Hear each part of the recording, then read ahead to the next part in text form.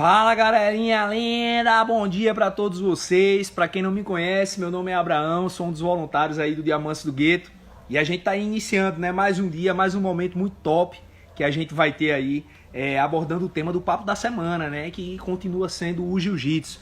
E hoje a gente vai estar visualizando, né, o jiu-jitsu do ponto de vista pedagógico, né, essa relação que existe aí da pedagogia no jiu-jitsu. Então a gente vai estar tendo a imensa, né, satisfação de estar recebendo hoje o professor Carlos Ferraz, conhecido como Mestre Kaká, que é um dos empresários, né, responsáveis pela Rise Club oficial, que inclusive acabou de entrar aqui e já vai estar com a gente aí no compartilhamento de tela para a gente estar dando início a esse momento que vai ser muito, muito, muito show. Então, gente, é isso, estamos iniciando mais esse momento top.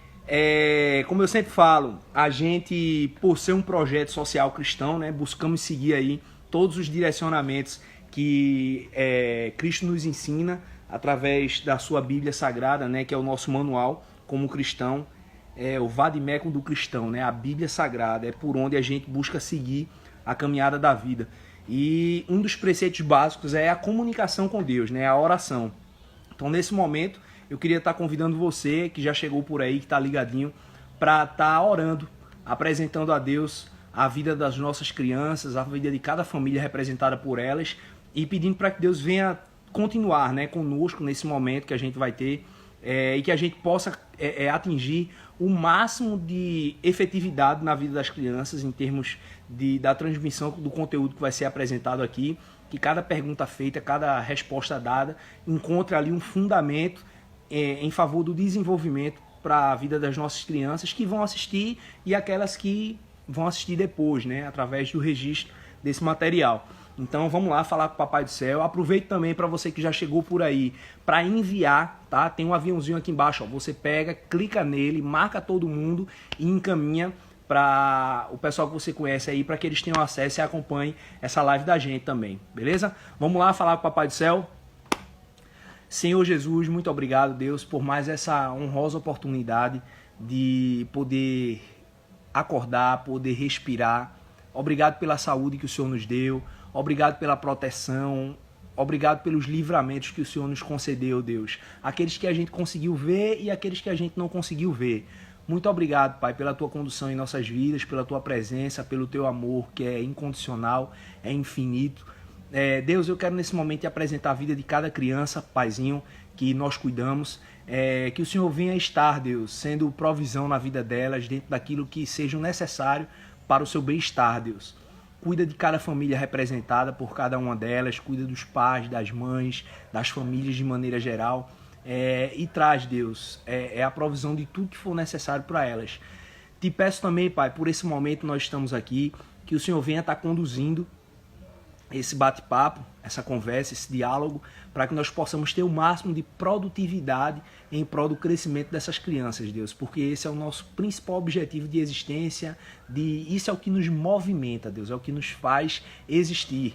Então, venha estar conosco, nos ajudando, nos abençoando, nos livrando de todo mal, Deus, pois sabemos que sem Ti a gente não é nada, mas contigo nós somos mais do que vencedores, Paizinho. É o que eu te peço e desde já te agradeço em nome de Jesus. Amém. Ouça, galerinha, vamos lá começar. Já vou chamar aqui o Mestrão Kaká pra gente já entrar feroz aí nesse debate aí sobre o tema.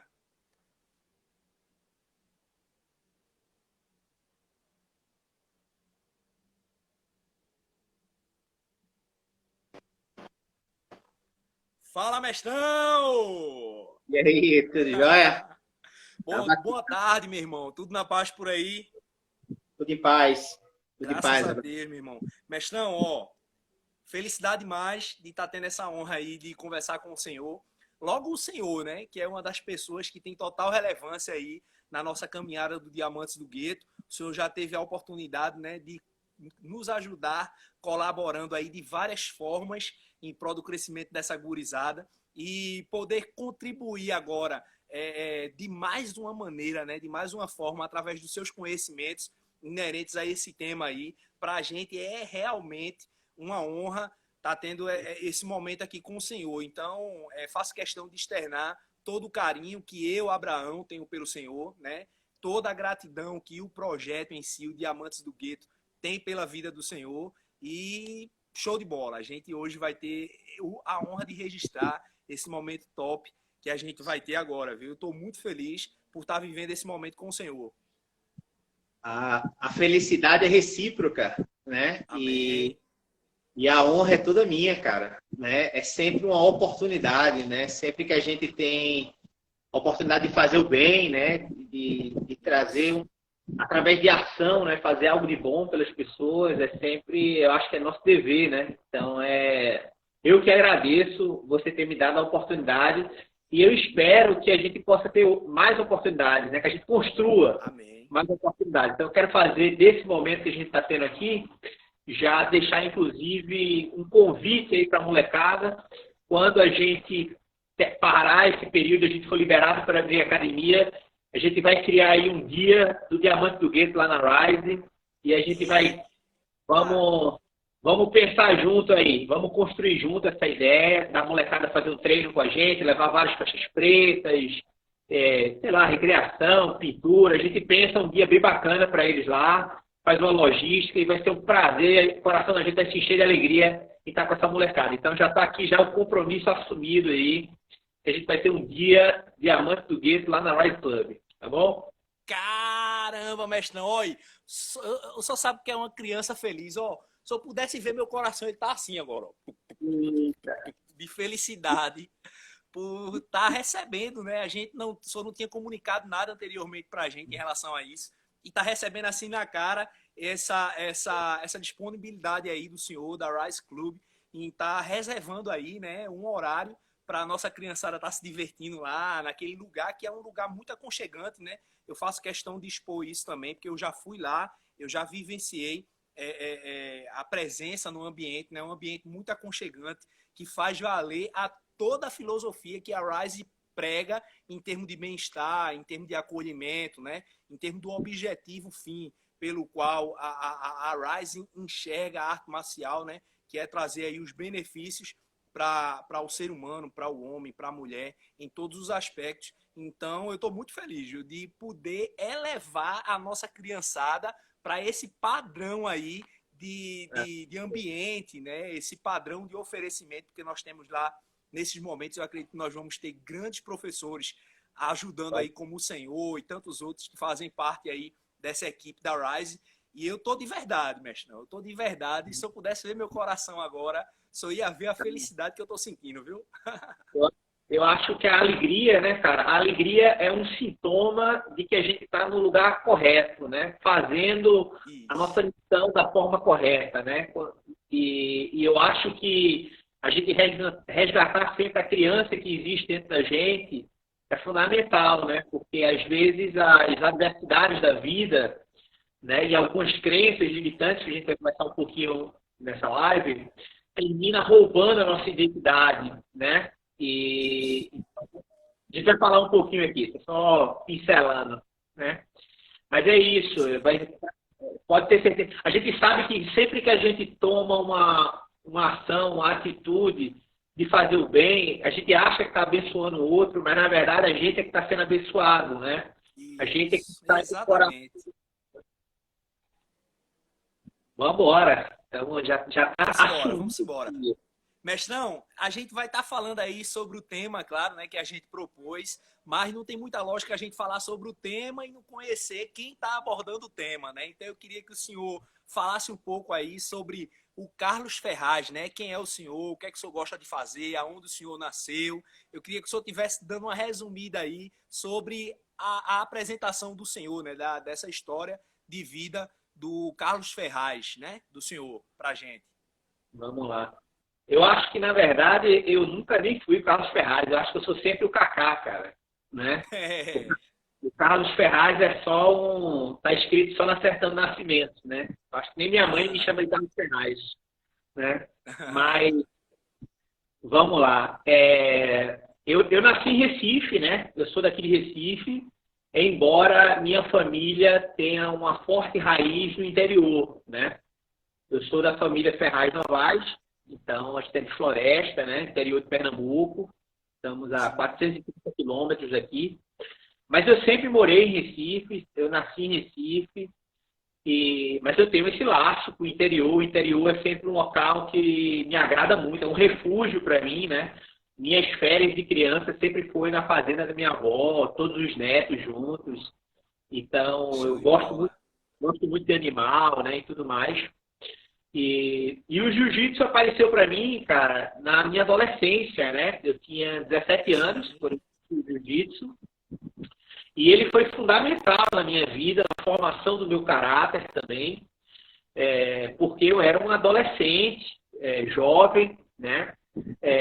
E como todo jovem, com sua rebeldia também, né? Com aqueles conflitos do que tinha ocorrido nas nossas vidas, algumas perdas, né? A história da minha família é uma história forte, né? Teve muito assassinato e tudo, Ferraz Novaes. E o jiu-jitsu, ele teve um papel... Pegando só um gancho aqui, o senhor é os dois, né? O senhor é Ferraz e o senhor é Novaes, né? São os dois. O Ferraz Novaes.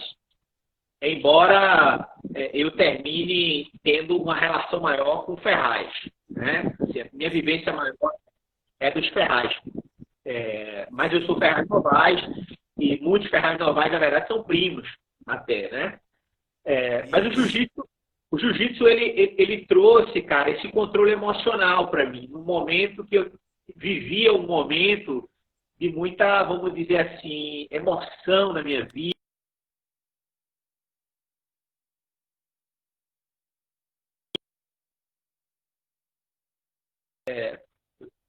Voltou. Muita fúria dentro de mim, muita raiva, né? E o jiu-jitsu, ele canalizou todas essas emoções para o lado positivo. E, nesse sentido, com certeza, foi fundamental a presença do meu professor, né, o professor Júnior Andrade, porque ele é pedagogo, né? E ele trouxe o universo da pedagogia para o jiu-jitsu, né? Porque quando eu comecei no jiu-jitsu, o jiu-jitsu não era...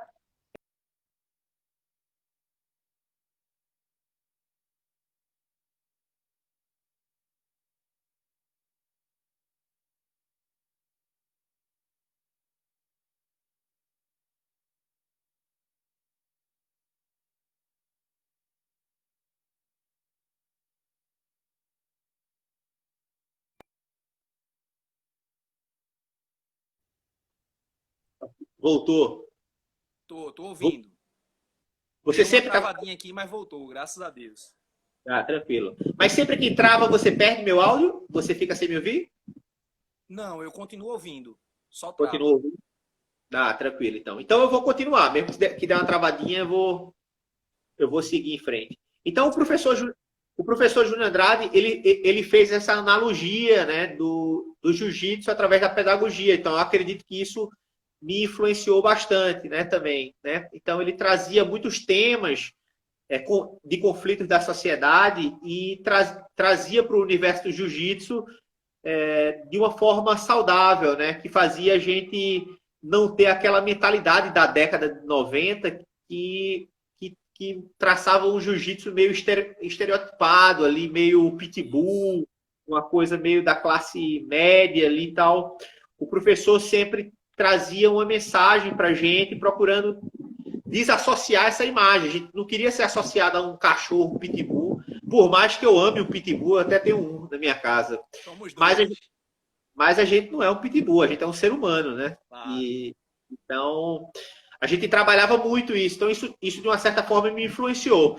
Depois disso, eu trabalhei 8 anos num fundo de investimento montando escolas.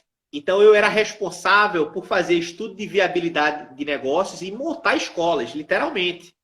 Então, eu montei muitas escolas. Eu montei 2 escolas em Recife, montei 2 escolas na Paraíba, montei escola em Alagoas. Isso através de um grupo educacional que existia na época. Então, aquilo fazia parte do meu universo, montar escolas. E quando eu voltei para o jiu-jitsu, já mais maduro, com 30 anos de idade, eu comecei a fazer uma conexão de que o jiu-jitsu, na verdade, era uma escola. Isso. Da mesma forma que a escola tem um professor de português, um professor de matemática, o jiu-jitsu tem lá o professor de judô, o professor de jiu-jitsu, o professor de boxe, o professor de muay thai. E a gente precisava fazer essa analogia. Então, eu comecei a trazer essa minha vivência, essa minha experiência desse grupo educacional. Depois eu também tive a oportunidade de implantar alguns projetos sociais com a igreja também, a tribo de Judá. Eu fui convidado pelo Colégio Marista também de levar o jiu-jitsu, para apresentar o jiu-jitsu como uma ferramenta educacional no Colégio Marista. A gente foi 2 anos lá, e deu aula para mais de 400 crianças cada ano, de diversas faixas etárias. E eu comecei a perceber que a criança era diferente. A forma de ensinar a criança era diferente de ensinar um adulto, né? E a gente precisava aprofundar um pouquinho isso. E aí eu terminei indo para Aracaju, fazer um curso de capacitação, levei um professor meu, e aí abriu muito minha mente, né? Eu comecei a estudar muito sobre isso, a pedagogia complexa. Tem um livro que eu vou indicar depois no final da live aqui também. Eu tenho acompanhado alguns movimentos nos Estados Unidos. O Libório, mestre Libório, ele é um cara que está fazendo alguns trabalhos pedagógicos nas universidades dos Estados Unidos. A gente tem um exemplo dos Emirados Árabes, que colocou o jiu-jitsu como uma grade curricular dentro do seu país. Então, a gente está vendo que a capacidade que o jiu-jitsu tem de formar a personalidade, o caráter de um ser humano, né? Ele muda uma... Imagine que eu estou falando que eu, com 17 anos, fui impactado e mudou totalmente minha vida. Imagine uma criança que entra com 3 anos, 4 anos, né? O que vai influenciar positivamente, né? Pois é. Então é isso. Eu sou pai de Davi. Eu tenho um filho de 15 anos de idade que também treina jiu-jitsu também. Eu sou casado com a Alessandra. Sou empresário, né? Sou proprietário da Rise, junto com meu amigo Hugo Veras. Sou professor também. E depois de muitos anos trabalhando nesse mundo corporativo, a gente entendeu que a gente queria fazer o que a gente amava, né? A gente estava 20 anos envolvido com jiu-jitsu. O jiu-jitsu sempre foi um lazer para a gente, uma terapia. E a gente entendeu que a gente tinha uma missão maior, que a gente precisava impactar mais pessoas, que a gente tinha que levar o nosso conhecimento, o que a gente tinha aprendido, né, para dentro do universo da comunidade do jiu-jitsu. E é isso que a gente tem feito nesses últimos anos. Maravilha, mestre, maravilha. Realmente deu para a gente conseguir identificar bem aí. Até eu, pessoalmente, né, Abraão, eu não tinha conhecimento de toda essa caminhada do senhor aí como pessoa, e fico muito feliz e grato de estar tendo acesso aí a essa nobre oportunidade, né, de conhecer um pouco mais do senhor como pessoa, porque às vezes a gente está tão ligado ali a questão empresarial e ajuda do projeto e jiu-jitsu e aquilo, e a gente às vezes para, né, de ter essa oportunidade de conhecer o outro como pessoa, de conhecer a história, a trajetória de vida, o que é que o outro gosta. Então, eu fico muito grato por nesse momento estar tendo acesso aí ao conhecimento de vida um pouco mais a respeito do senhor. Mestrão, vamos entrar agora no tema propriamente, né? A gente decidiu trazer aí essa proposta da pedagogia no jiu-jitsu. E eu queria que o senhor estivesse iniciando aí, explicando para a gente, né, o pessoal que está acompanhando, e para as crianças também, o que é a pedagogia? Pedagogia, qual o conceito que o senhor daria para ela? Então, eu anotei uma definição que eu gosto muito, que a pedagogia ela é a ciência que tem como objeto de estudo a educação, o processo de ensino e o aprendizado. Perfeito. Então, são essas três etapas aí, né? Exato. Mestrão, falando de aprendizado, né, entrando agora para uma questão mais processual da coisa, né, dentro desse sistema pedagógico, existem níveis de aprendizado? Como é que funciona essa questão da estruturação desse processo, né, de conhecimento do aprendizado por parte do ser humano através da pedagogia? Legal. Então, a gente classifica 4 níveis de competência, vamos dizer assim, respeitando as faixas etárias, mas todas elas vão passar por esses 4 níveis, né? O primeiro nível a gente chama de II, que seria o incompetente inconsciente. Então, eu não sei que eu não sei. Então, vou tentar exemplificar cada um desses processos, tá bom?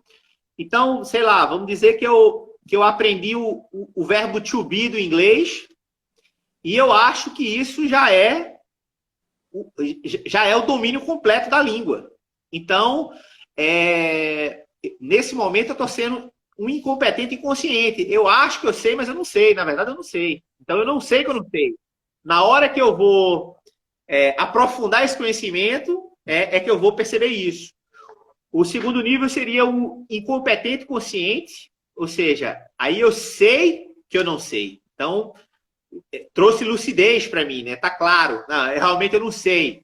Eu preciso estudar, né, para aprender o inglês ou para aprender o jiu-jitsu, aqui no nosso caso, né?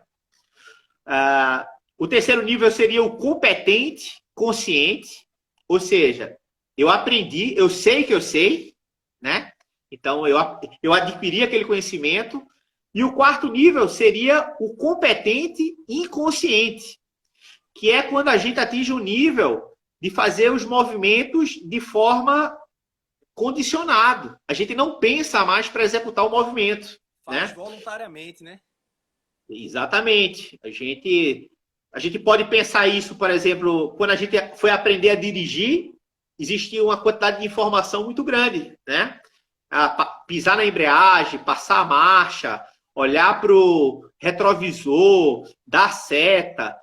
Então, parecia muita informação, né, naquele momento ali. Mas depois que a gente passa por esses 3 processos e chega no processo final, a gente simplesmente não pensa mais. A gente entra no carro e dirige, né? Para a criançada, escovar o dente, numa linguagem aí mais infantil, né? A mãe vai lá ensinar como é que vai escovar o dente, e ele está lá aprendendo que tem que fazer assim, tem que limpar ali, assim. Daqui a pouco ele não pensa mais, ele simplesmente executa o movimento, né? Então, de maneira sucinta, né, porque o tempo é curto, seriam esses os 4 níveis, né, que a gente trabalha, né? E utilizando as faixas etárias, né, da criança, abaixo de 6 anos, de 7 a 10. Então, modificando as faixas etárias aí. Hoje, a gente até... existe faixa etária, por exemplo, para idoso também, que é diferente também. Ele não tem mais a mesma mobilidade motora, né? Então, um cara que chega com 50 anos querendo aprender jiu-jitsu, tu vai ter que utilizar outra metodologia. Tu não pode utilizar a mesma metodologia para um senhor de 50 anos para uma molecada de 12 anos de idade. São diferentes métodos, né? Exatamente. Mestrão, o senhor bem falou aí, né? Até citou o mestre Júnior Andrade, que é uma grande referência também aí no nosso meio do jiu-jitsu, e trouxe aí essa perspectiva dele ter apresentado essa fusão, né, do conhecimento dele pedagógico com a questão do jiu-jitsu, o senhor ter crescido baseado nessa, eu não sei se eu posso chamar de ideologia, né, do jiu-jitsu sendo visto a partir desse ponto de vista pedagógico, né? Como é que o senhor relaciona para a gente essa questão da harmonia, né? Como é que se relaciona a pedagogia no jiu-jitsu? Como é que o senhor vê essa mistura aí? Eu acho que com muita naturalidade, né? Eu acho que é um processo natural. Veja, a gente aqui, na nossa equipe, né? A gente adotou, por exemplo, a gente tem exames de faixas, né? A gente não dá a faixa, não é tipo assim, você é campeão e toma a faixa na cintura. Sim. Sabe? Porque, na nossa perspectiva, o ser campeão é só um momento que você está vivendo ali. Aquilo não lhe define. Não é a definição de quem você é. Você ser campeão, né? Então, por exemplo, vou pegar aqui a Carla que está aqui na live com a gente.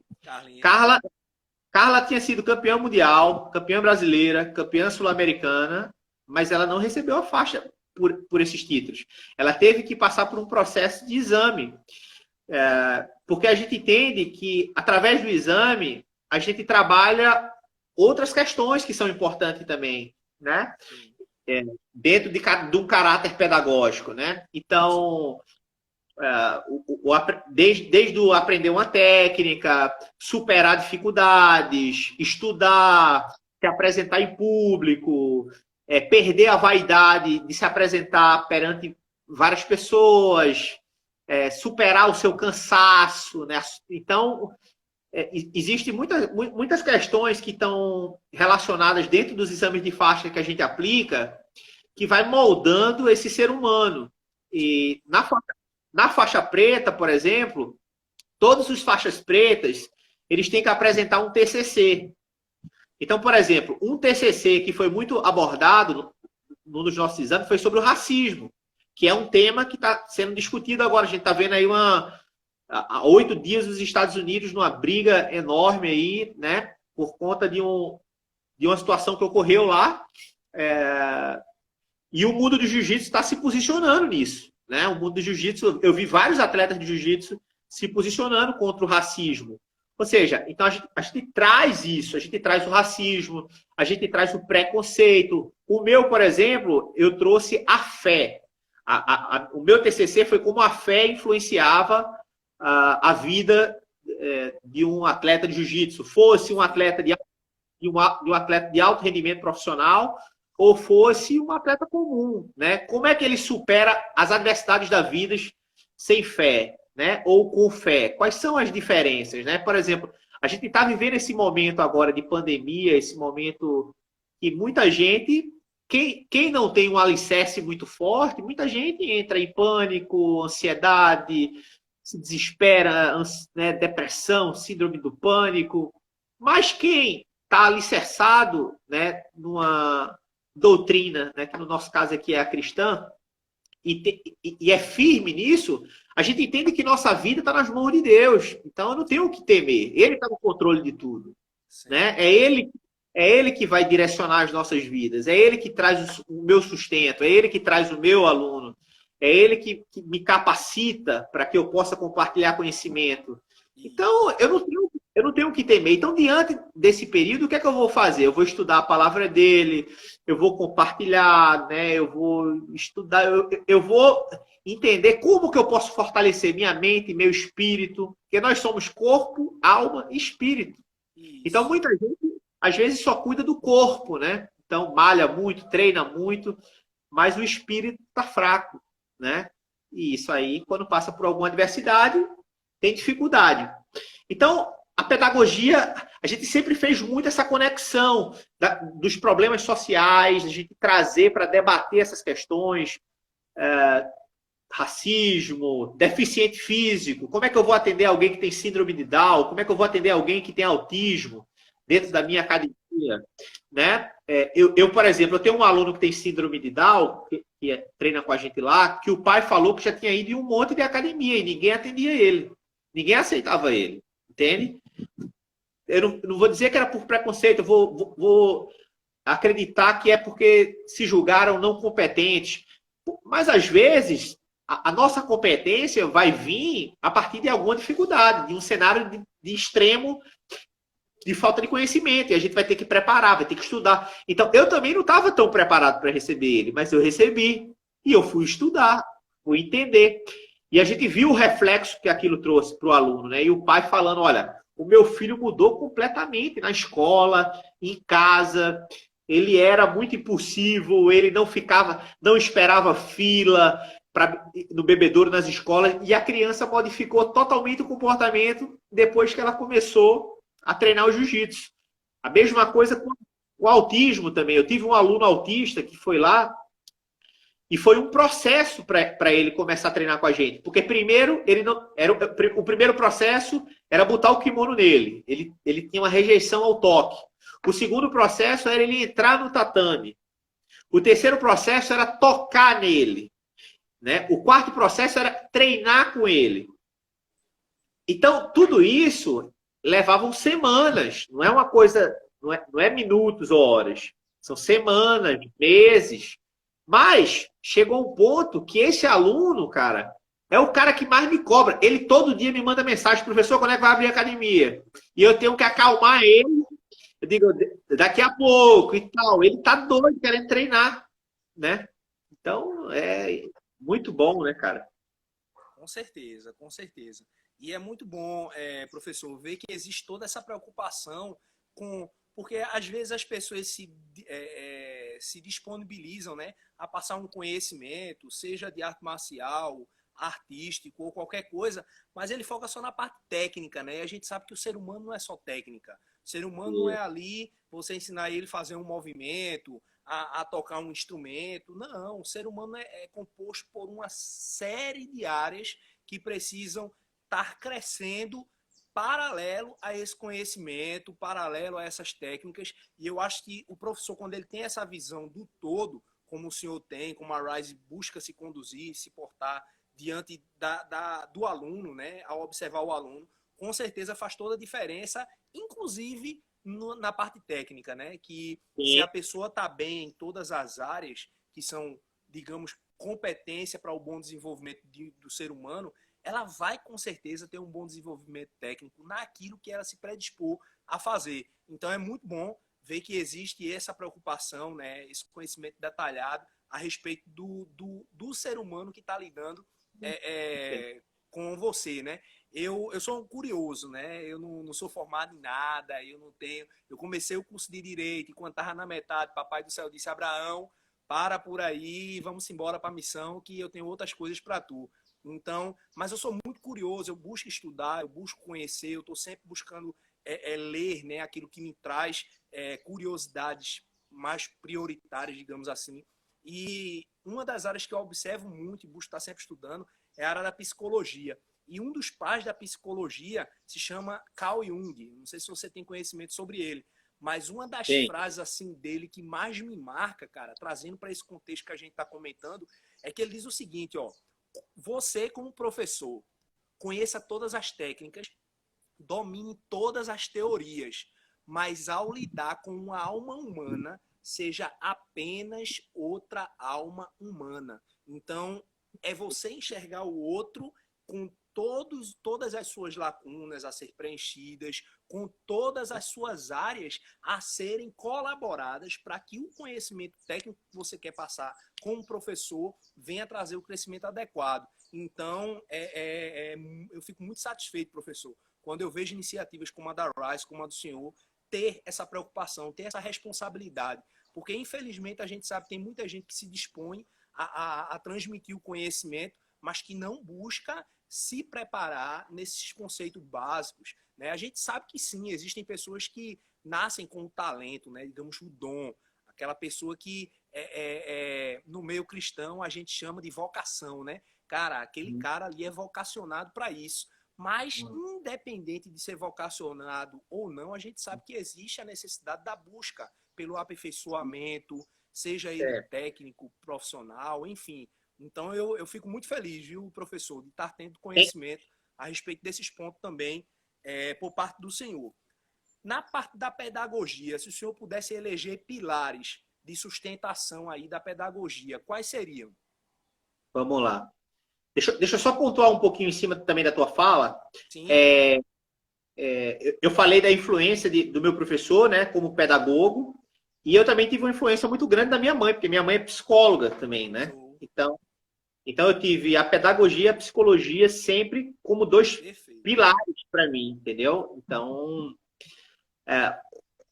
antes de eu falar dos 5 pilares, em cima disso que você falou também, tem um estudo que fala, Abraão, que o nosso cérebro, o processo de aprendizado dele funciona da seguinte maneira: 10% dele, ele aprende com o que a gente lê. 20% aprende ouvindo. 30% observando. 50% vendo e ouvindo. 70% dialogando, como a gente está aqui agora. Sim. E 95% aprende ensinando. Então, imagine. Eu fiquei, vamos dizer, eu tenho 20 anos no jiu-jitsu e eu comecei a dar aula a partir de 2016. Né? Ó, meu professor Júnior Andrade acabou de entrar na live aí. Professor, bem-vindo, mestrão. Professor, depois eu vou mandar o material para o senhor aí. Já fiz todas as devidas homenagens a você, informando o quanto que você influenciou e influencia a nossa escola com a visão pedagógica, o jiu-jitsu como ferramenta pedagógica. Isso. Mas Então, vejam, a gente precisa entender como é o conhecimento do cérebro, né? O processo de aprendizado do cérebro. Então, ensinar é outra coisa, cara. Eu fiquei, vamos dizer... Então, eu tive uma vivência treinando, então vamos dizer, 10 anos só treinando, e de repente você vai ensinar, dar aula. É outra coisa, totalmente diferente.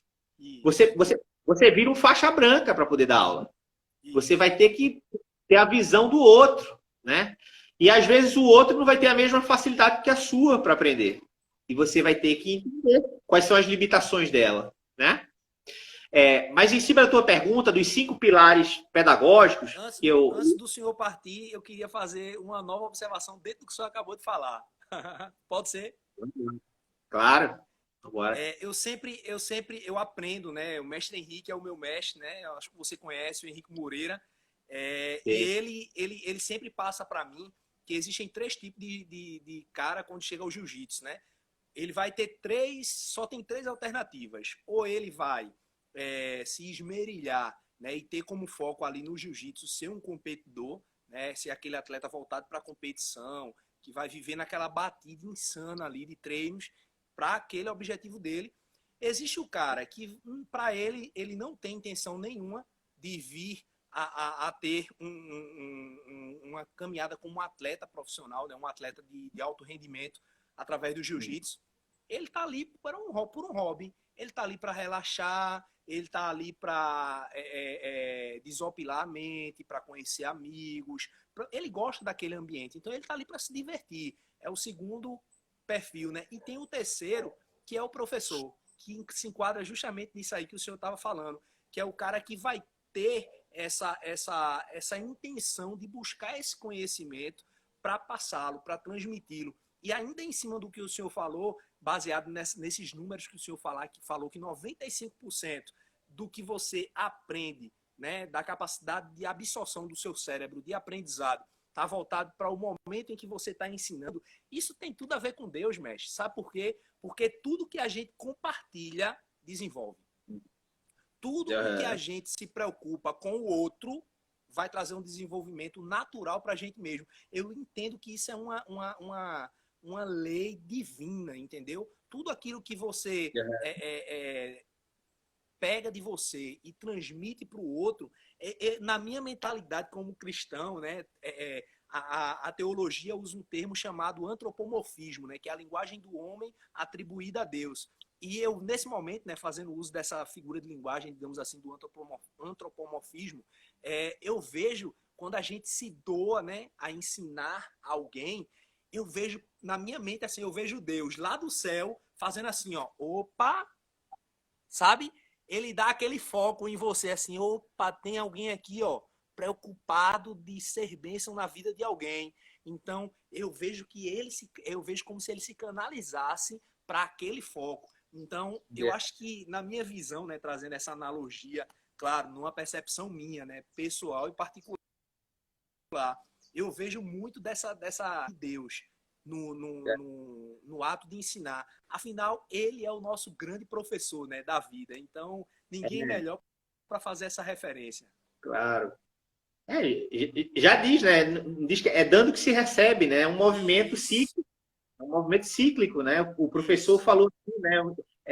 Vai e volta, né? Você dá e você recebe, né? Porque na hora que você vai ensinar também, o aluno traz uma outra visão. E se eu pegar assim, se eu pegar assado? Exatamente. E te força, naquele momento, a ter que buscar soluções. Deixa eu ver aqui o que o mestre falou aqui. O que acha do processo avaliativo pedagógico? Eu falei, professor, ele perguntou o que a gente falou aqui. Eu compartilhei, mestre, sobre os exames de faixa da Andrade dentro desse processo pedagógico. No início eu falei um pouquinho, depois eu vou compartilhar com você a live completa. Mas... Inclusive, destacou bem a preocupação da Rise, né, de valorizar o atleta, não pelo mérito de ter campeonato ou outro, até citou aí a questão da Carlinha, mas sim pelo mérito de ter absorvido o conhecimento, né? Então, o senhor citou aí a questão dos exames que a Rise faz para poder realizar da faixa. A gente entende que a competição ela tem um aspecto muito... Eu sempre fui competidor, da faixa branca até a preta, eu sempre lutei bastante. E eu gostava de lutar, né? A gente entende que a competição é algo saudável, porque tira a gente da zona de conforto, nos coloca diante dos nossos medos, das nossas fobias, né? A luta é sempre a gente com a gente mesmo. A gente nunca está lutando contra o outro. Você está buscando sua melhor versão o tempo todo, né? É um autoconhecimento, né, que você está buscando. Então a competição ela é saudável e ajuda nesse sentido. Mas eu entendo que a competição não é para todo mundo. É um ambiente de tensão que não é todo mundo que consegue entrar lá dentro, né? Então existem estudos hoje da IBJJF que falam que a comunidade do jiu-jitsu hoje, o mundo das competições representa 3% da comunidade. Então é bem pequeno. A grande maioria quer o jiu-jitsu como estilo de vida, quer o jiu-jitsu como lifestyle, né? O que é que o jiu-jitsu traz para mim de benefício, né? Na minha vida, né? Como ele pode impactar a minha vida? Como é que eu posso me tornar um ser humano mais inteligente, mais tolerante, um raciocínio mais rápido, né? Aprendendo a respirar, né? Então, são vários benefícios que o jiu-jitsu traz para a gente.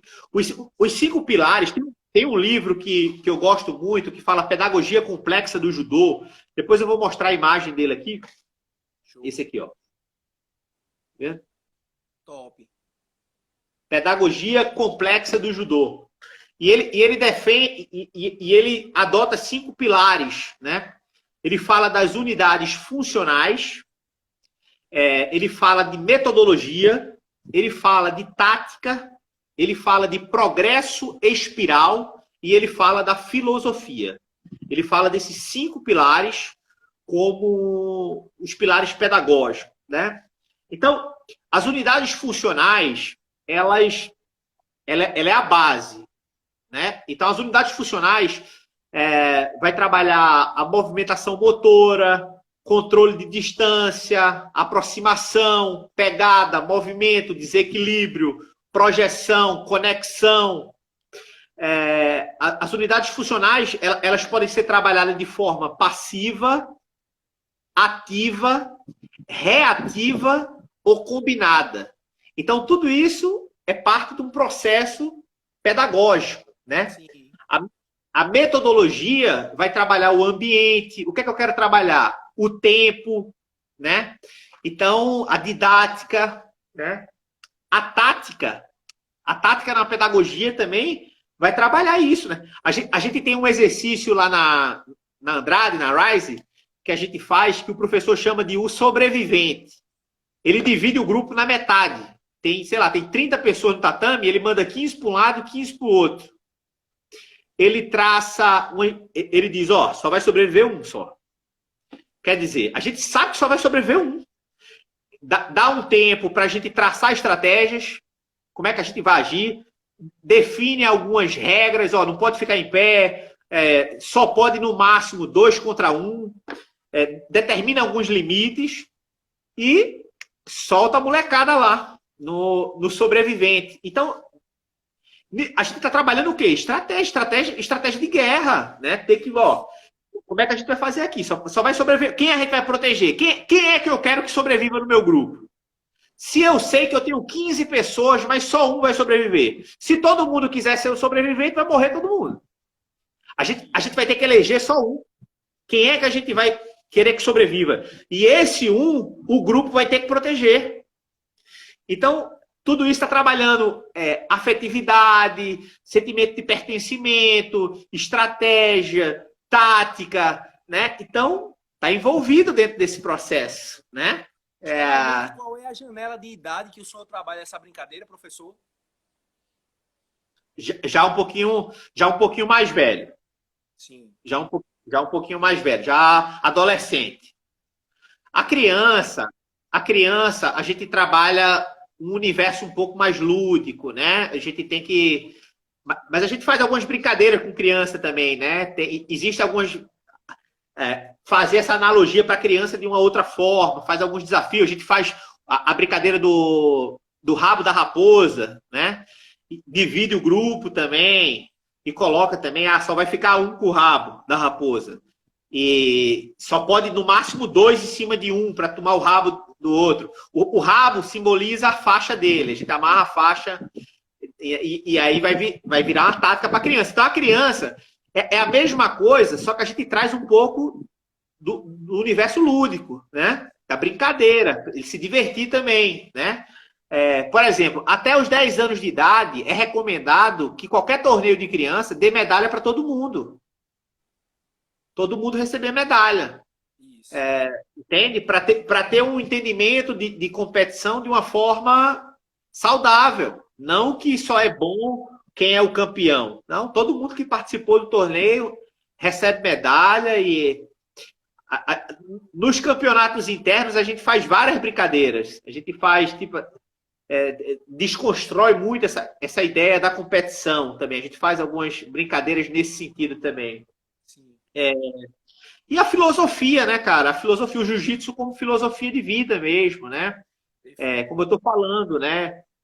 Você vê, o simples hábito de você controlar sua respiração pode lhe ajudar muito na luta e lhe ajudar muito na sua vida. Total. Muita gente pode morrer na sua vida, morrer literalmente, pode morrer afogado. Eu, por exemplo, eu vivi uma experiência. Quando eu era adolescente, eu era muito atleta. Eu corria triatlo, eu fazia triatlo e tal.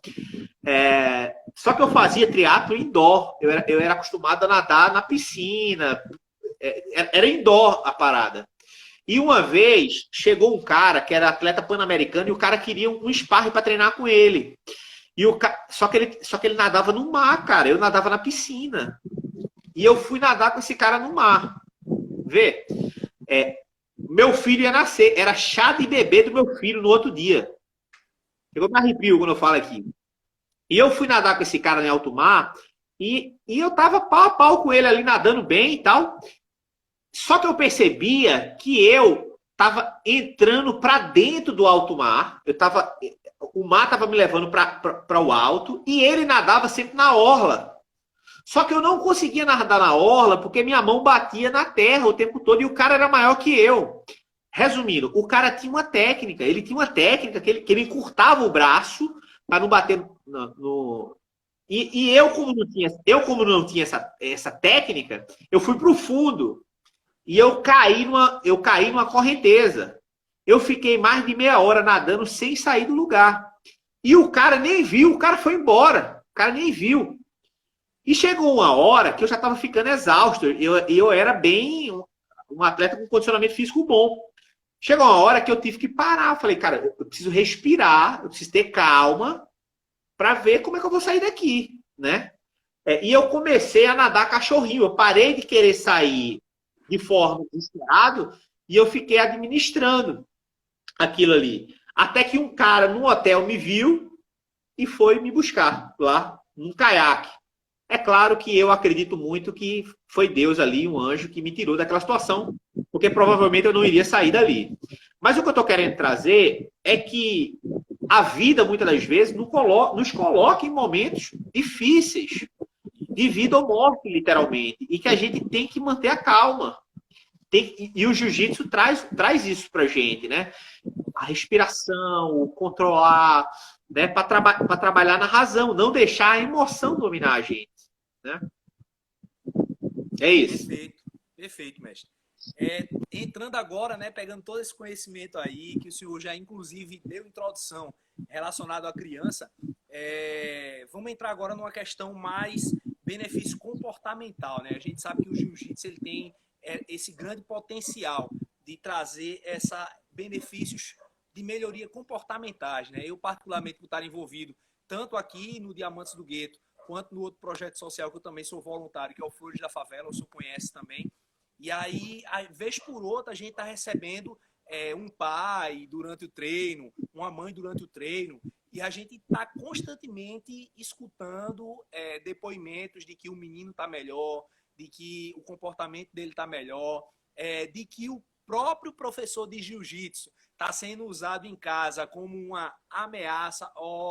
Se não obedecer, eu vou dizer pro tio lá do jiu-jitsu. Porque acaba se tendo, É através uma autoridade, né? uma Simboliza uma ferramenta da autoridade. educação. A gente tem a oportunidade de ver, né, através dessas experiências, que o jiu-jitsu ele acaba sendo uma mão na roda para ajudar na educação da criança. Então, eu queria que o senhor estivesse trazendo para a gente como essa pedagogia, né, aplicada ao jiu-jitsu pode trazer melhorias comportamentais para a vida de uma criança. Legal. Deixa eu só responder para o professor Júnior Andrade, que eu vi que ele botou outro texto aqui, ele está bem participativo. Ele está bem participativo porque é um tema que ele gosta muito. Então eu sabia já que ele ia estar aqui. Ó, meu amigo Charles Nardelli está aqui também, Charlão. Vou falar de você também, Charles. Professor, só respondendo ele aqui. Eu falei já no início da live também sobre isso, sobre... Ele perguntou sobre o que eu achava dos temas transversais que a gente adota no tatame, falar sobre o racismo, o machismo, né? Então, estou só colocando para ele aqui que a gente abordou isso, professor, já também, viu? Eu falei um pouco sobre isso, falei, inclusive, que o racismo foi um dos temas do nosso TCC de faixa preta, né? Que os nossos faixas pretas passam por um processo de TCC. Isso. Então, vamos lá. Então, em cima do que você perguntou aqui, né? Repete de novo a pergunta, por favor, Abraão, só para... Como a pedagogia aplicada ao jiu-jitsu pode trazer melhorias na questão comportamental da criança? Tá, vamos lá. Claro. Cara, o jiu-jitsu ele vai trabalhar várias questões, né, com o aluno, né? Ele vai trabalhar desde a disciplina, o respeito, né, o aprender a esperar, né, o ter que ouvir, espera. O tio está mostrando uma técnica agora, ele ficar ali aguardando. Então, tudo isso é associado, né?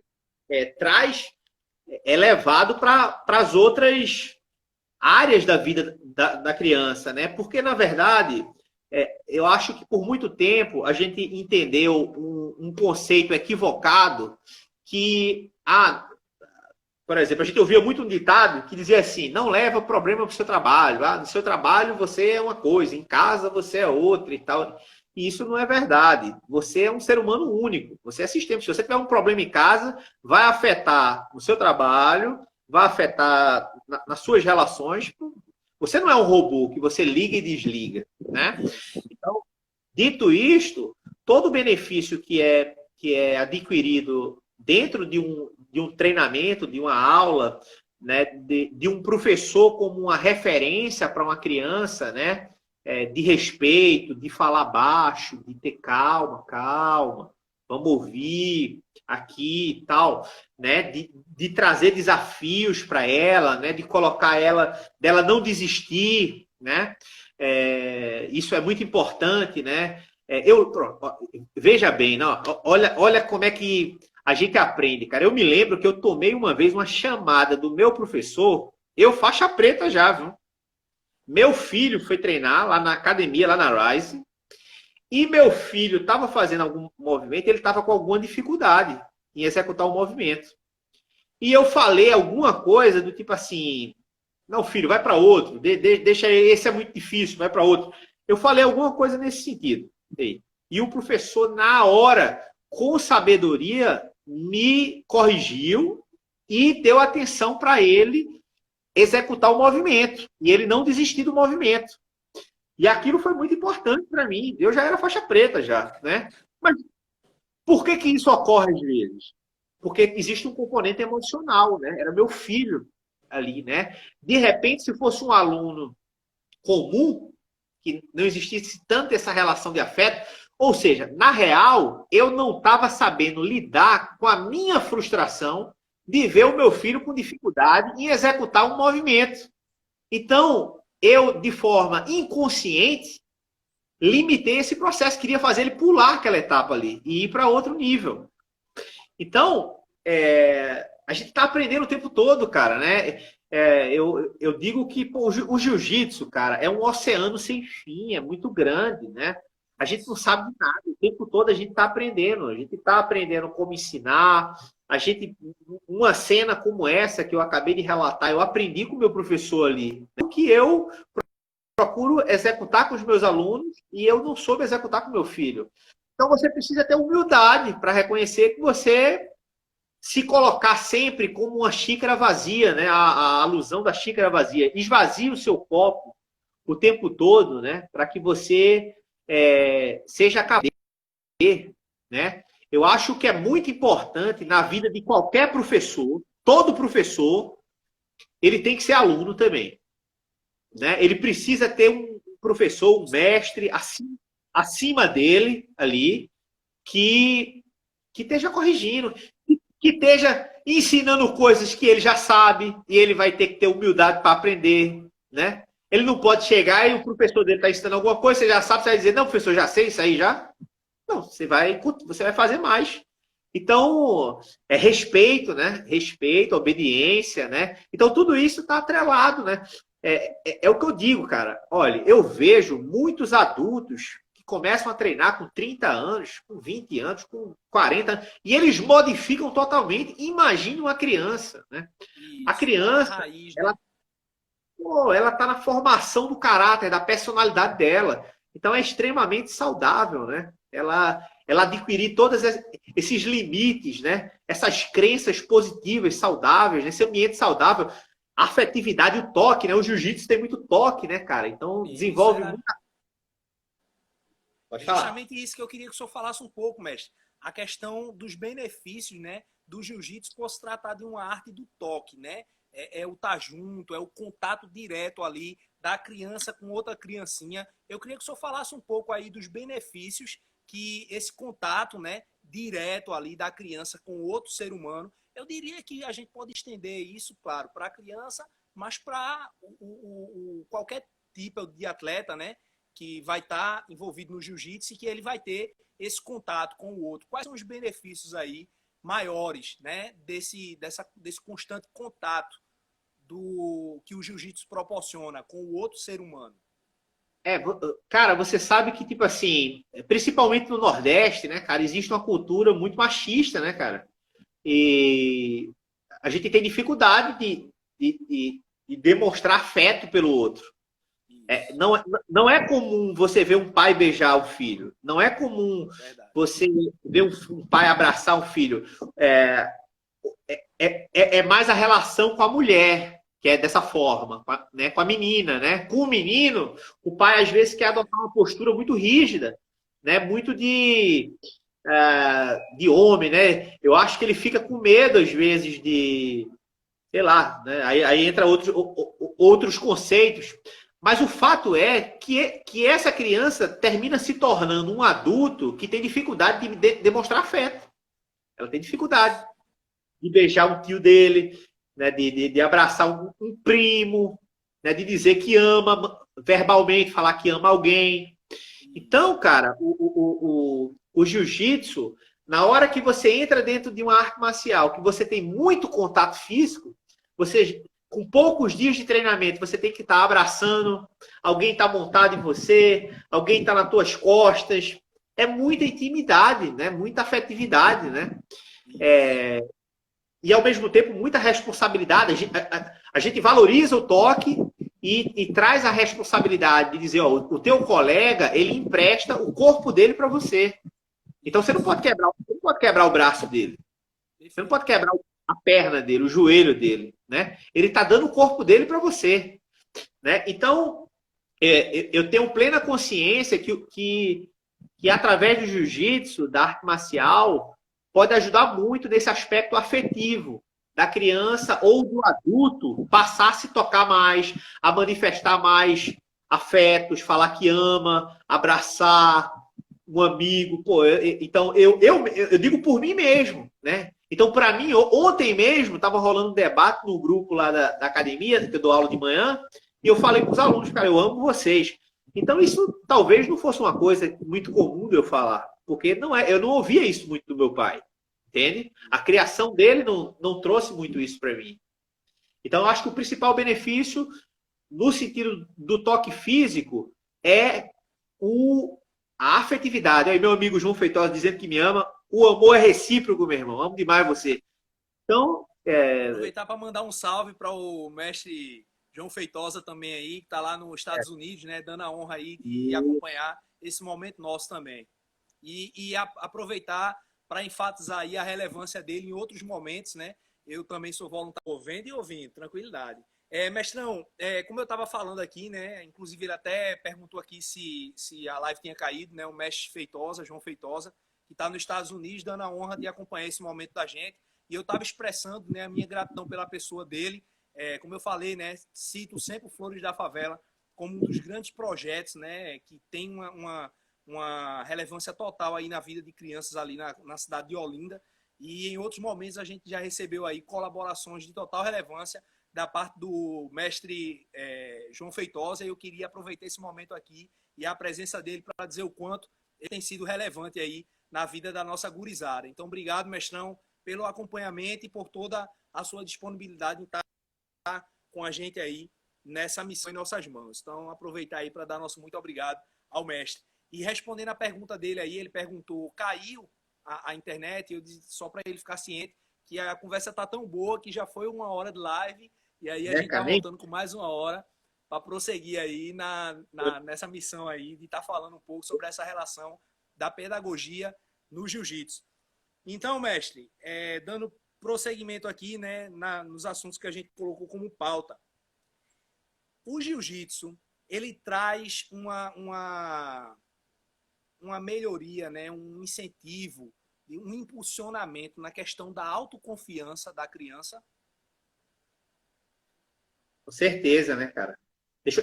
Deixa eu só também aproveitar aqui também. Você falou aí de João. Aí João é um cara que tem uma história. Pô, eu sou admirador dele aí. É um grande ser humano aí. Tem uma história de vida muito bonita aí. E tem muito a ensinar pra gente aí. A gente já teve a oportunidade de ter alguns testemunhos dele, né? A gente vivenciou, a gente foi crescendo junto dentro da arte marcial, né? E a gente aprende junto, a gente bate muito aí também, né? E um fortalece o outro o tempo todo, né? Nos momentos de dificuldades. E é um cara que eu tenho uma admiração muito grande por ele, pelo ser humano que ele é. Eu acho ele um cara muito corajoso, e ousado, né? E está fazendo um impacto positivo nesse mundo aí, né? Mas vamos lá. Sobre a questão da autoestima, né? Que você colocou, né?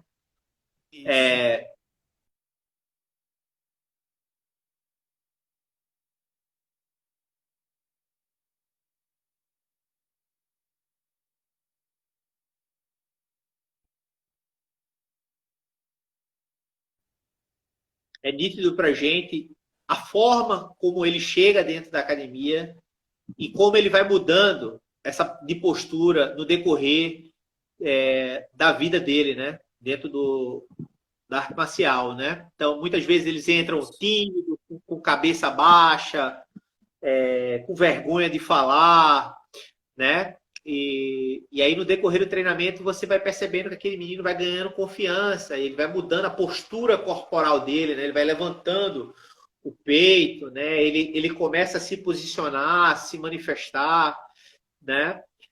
Por quê? Eu acho que por que ocorre tudo isso? Porque no treinamento, numa aula, ele lidar com muitas emoções o tempo todo, né? Ele lidar com emoções de expectativas e frustrações o tempo todo. Então, uma hora ele consegue aplicar o golpe e fica feliz, outra hora ele não consegue, ele é superado, ele tem um dia ruim e todo mundo venceu ele naquele dia e ele precisa lidar com aquela emoção e no outro dia voltar e encarar aquele desafio e tentar buscar melhorar e evoluir, né? Então, eu entendo que todos esses processos, né, didáticos afetam diretamente na autoestima dessa criança, né? Na hora que ela tem que se apresentar para fazer um exame de faixa, né, também, na hora que ela participa de algum torneio interno, na hora que ela participa de alguma brincadeira, ou como... O contexto do jiu-jitsu em si, ele apresenta para a criança ali constantemente um binômio, né, entre medo, situações que vão provocar medo e situações que vão provocar coragem, né? Então ele vai estar sempre lidando com essas duas situações que, consequentemente, a vida vai apresentar outras circunstâncias semelhantes, né? Claro, em outros contextos, mas que ele vai aprendendo a lidar com esses dois sentimentos, né? Perfeito, é isso aí, né? Na verdade, a gente vai aprendendo que a gente ter coragem não significa que a gente não tem medo, né? A coragem, na verdade, significa que a gente, mesmo com medo, a gente vai executar. Mesmo com limitações, a gente vai fazer. Porque o medo também é importante também na nossa vida, né? Porque o medo também traz uma zona de segurança também. Eu preciso entender que não é seguro eu botar o dedo na tomada, eu preciso ter esse medo. Né? Se eu entender que aquilo ali, né, eu preciso entender que eu não posso, né, infringir algumas regras, né? Então eu preciso posso pular pela janela, eu não posso entrar no mar que tem tubarão. Então, ou seja, e eu entendo que ser corajoso tá diretamente ligado também à inteligência emocional também, né? Então, ser corajoso não é pular de um lugar que coloca a minha vida em risco. Ser corajoso não é eu entrar num local, num mar que eu sei que está com tubarão. Isso não é nem corajoso e nem é inteligente também. Então, eu entendo que o jiu-jitsu ele vai trazendo essa lucidez, né, de enxergar a vida com mais inteligência, com mais equilíbrio, né, e automaticamente isso traz mais segurança, traz mais autoestima também, né? Perfeito, mestrão.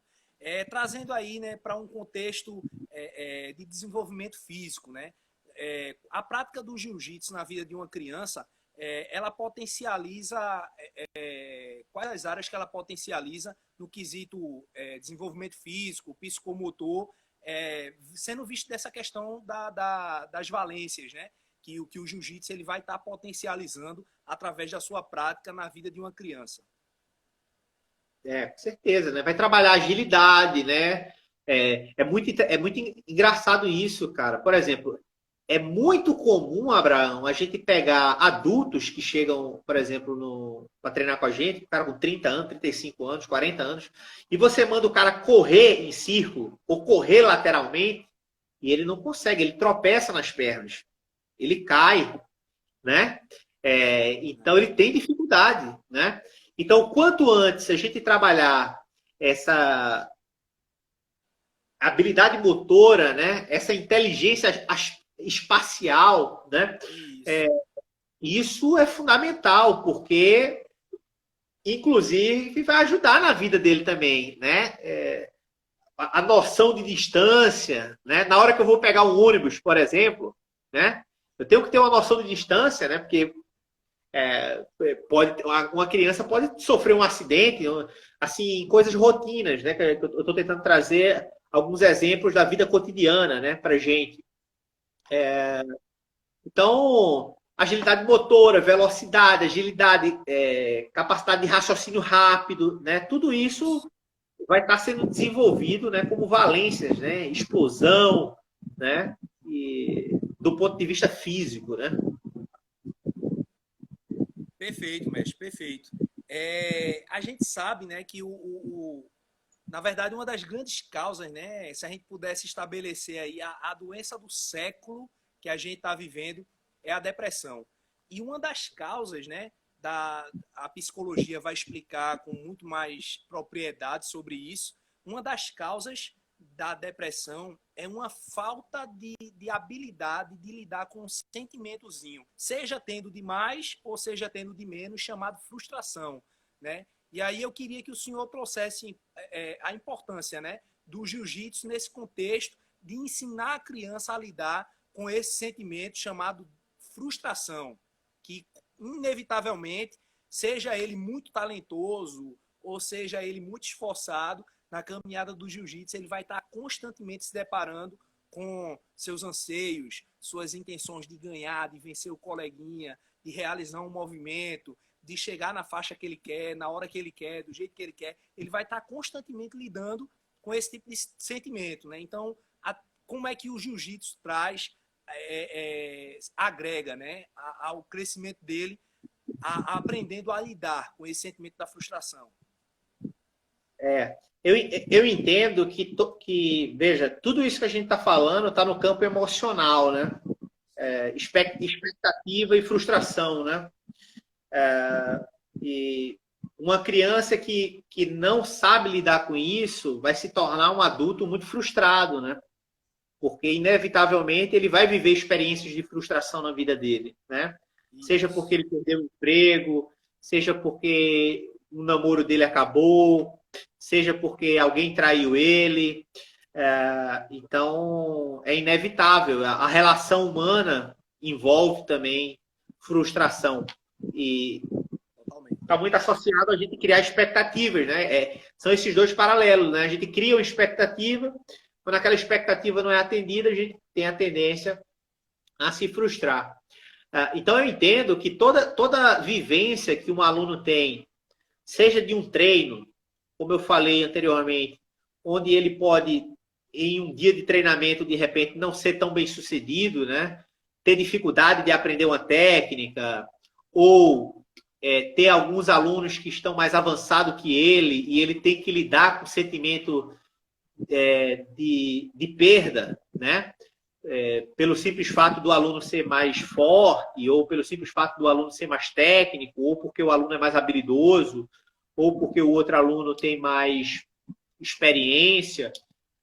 Então, a todo momento, isso está trabalhando o nosso ego, está trabalhando a nossa vaidade, está trabalhando a nossa humildade, né?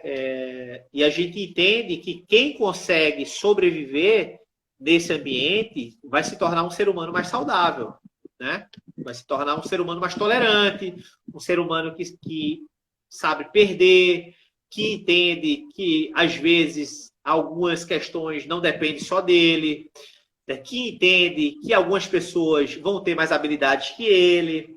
Então, é natural. E, ao mesmo tempo, às vezes, essa curva muda também, né? Então, de repente, você pode ser um grande talento, você pode ser uma pessoa extremamente habilidosa, você era o cara, era o grande campeão da academia e tal, e daqui a pouco o teu ciclo começa a cair, e chega alguém mais jovem e começa a te superar. E, novamente, vai mexer com o teu ego, tua vaidade, né? E vai mostrar que é aquilo que eu falei anteriormente, aquela questão do ser ou estar, né? Quem é você, né? Quem é você? Então, eu acho que essas questões emocionais são muito importantes, porque vai trazendo para a criança o valor de quem ela é. E quem ela é mais importante do que a vitória ou a derrota, né? Quem ela eu respeito ela e eu admiro ela, independente dela ser faixa branca, faixa azul, faixa preta, faixa vermelha, faixa coral, dele ser um atleta de alto rendimento, dele ser um atleta que não gosta de competir, não importa, né? Então a gente passa a admirar o ser humano, quem ele é, né? Então, eu acho que caminha por aí essas questões emocionais, né? Isso. Se o senhor puder destacar melhor essa questão da diferença entre o ser e o estar, né, que o senhor até abordou aí nessa pergunta, eu acho que vai ser de grande valia para a gente também, mestre. Exato. Porque eu preciso entender quem eu sou, né? Quem é minha identidade, né? Então, é muito importante construir na criança a identidade do valor que ela é, né? No sentido de ser uma pessoa boa, de ser uma pessoa honesta, de ser uma pessoa capaz, enfim, as qualidades, né, dessa criança, né? E que os momentos que a gente vive não definem quem a gente é. Porque senão, vamos dizer que eu tive uma vida de atleta e eu vi que uma das lives que você fez foi com uma criança que é um multicampeão aí, campeão de um monte de coisa. O Ícaro Moreno. Bem desenrolado ele. Você vê que é uma criança, você olha para aquela criança, você vê a confiança dela, a desenvoltura em falar, né? 3 vezes campeão mundial, campeão brasileiro, campeão sul-americano, Mas e quando ela deixar de ser esse campeão? Quando ele não for mais esse atleta de alto rendimento? Quando alguém começar a bater, ser superior a ele? Ou se por alguma razão mudar essa realidade dele, né? Outro caso, por exemplo, um cara que eu admiro muito, que você fez uma live, meu amigo Júnior Show, também, era um grande atleta, né? É um grande atleta, um grande professor, um grande ser humano, mas viveu um momento de grande superação na vida dele. Então, se ele achasse que ele era o que representava quem ele era ser aquele atleta no formato anterior, ele iria perder a essência dele. Não, quem ele é? Quem é o Júnior Show? O Júnior Show é um cara educado, é um cara inteligente, é um cara sábio, né? É um cara que dá exemplos, se adaptou à nova realidade dele, compete na realidade dele de para-atleta, né? Porque ele perdeu os movimentos, né? Da perna dele afetado, né? Em função de um AVC que ele sofreu. Então, ele sabe quem ele é, né? E é por isso que ele permanece. É por isso que ele permanece no jiu-jitsu ainda, porque a identidade dele é formada. E talvez ele hoje seja tão mais claro quem ele é e ele pode impactar muito mais pessoas. Então, essa é a diferença do ser ou estar. Eu posso ser campeão, mas isso não significa que aquilo me define, né? Aquilo foi um momento que eu vivi apenas. Exatamente, mestrão. Perfeita reflexão aí em relação a essa questão do ser e o estar, né? Porque existem estados, né, que a gente passa na vida que não necessariamente vão definir a gente, nem para bom, nem para ruim. Que a gente sabe que a caminhada da vida não é só de sucesso, né? Não é só de acerto. A gente, à medida que vai crescendo, vai evoluindo, principalmente a gente já vai chegando ali numa idade de mais maturidade, a gente vai compreendendo, né, que a nossa caminhada da própria vida não foi só de caminhada boazinha, só de acerto. Não, a gente falhou, a gente cometeu erros. E isso, ele não define quem Abraão é, não define quem Kaká é, não define quem ninguém é. Não, aquilo foi um estado que eu vivi. Claro, não vou me orgulhar se for uma coisa ruim, né? Mas aquilo ali eu vou tirar aprendizado e preciso seguir. Da mesma forma que se eu vivi algo bom, né? Vivi algum pico ali de caramba, Abraão conseguiu isso, Abraão fez isso, Abraão foi campeão disso, daquilo, ou Kaká, isso não vai definir quem é a pessoa de Abraão, quem é a pessoa de Kaká. A vida continua e o ser Abraão, o ser Kaká é o que vai definir. Pegando um gancho, né, nessa questão desses picos que a gente vai vivendo, uma coisa muito interessante é o que no meio cristão a gente chama de legado, né, que a gente vai deixando durante essa caminhada diante dos pontos positivos que a gente vai, e principalmente no que se refere a atos positivos, a relevância na vida de pessoas. Então, você vai construindo nessa caminhada, claro, pontos que não vão definir quem você é, mas que vão deixar ali a sua história, por onde você passou, o registro, né, de quem você vai ficando na caminhada. Então, eu acho muito importante e pertinente essa colocação do senhor, viu, mestre? A gente ontem, a gente estava conversando no grupo dos faixas pretas, como tá num debate muito grande essa questão do racismo aí, né, agora, nesse momento. Sim. E a gente tava conversando um pouco no grupo dos faixas pretas, por exemplo, a gente tendo como referência, por exemplo, Nelson Mandela, né? Que se tornou um grande líder, um cara que foi determinante no apartheid, né? Sim. Em todo esse movimento. E existiram 2 Nelson Mandela, né? Existiu um Nelson Mandela antes da prisão, que era um cara ativista, era um cara que armava bombas, né? Era um cara, né, que era dominado pelas suas emoções, né? Ou seja, estava brigando ali por aquilo que ele entendia que era de direito dele. E esse homem é preso aos 45 anos de idade, passa 27 anos na cadeia. Ele podia sair de 2 formas. Ele podia ter saído extremamente amargurado, ele podia ter saído com muita raiva, com muita fúria, com vontade de fazer justiça, mais rebeldia. Ele poderia ter saído desse homem.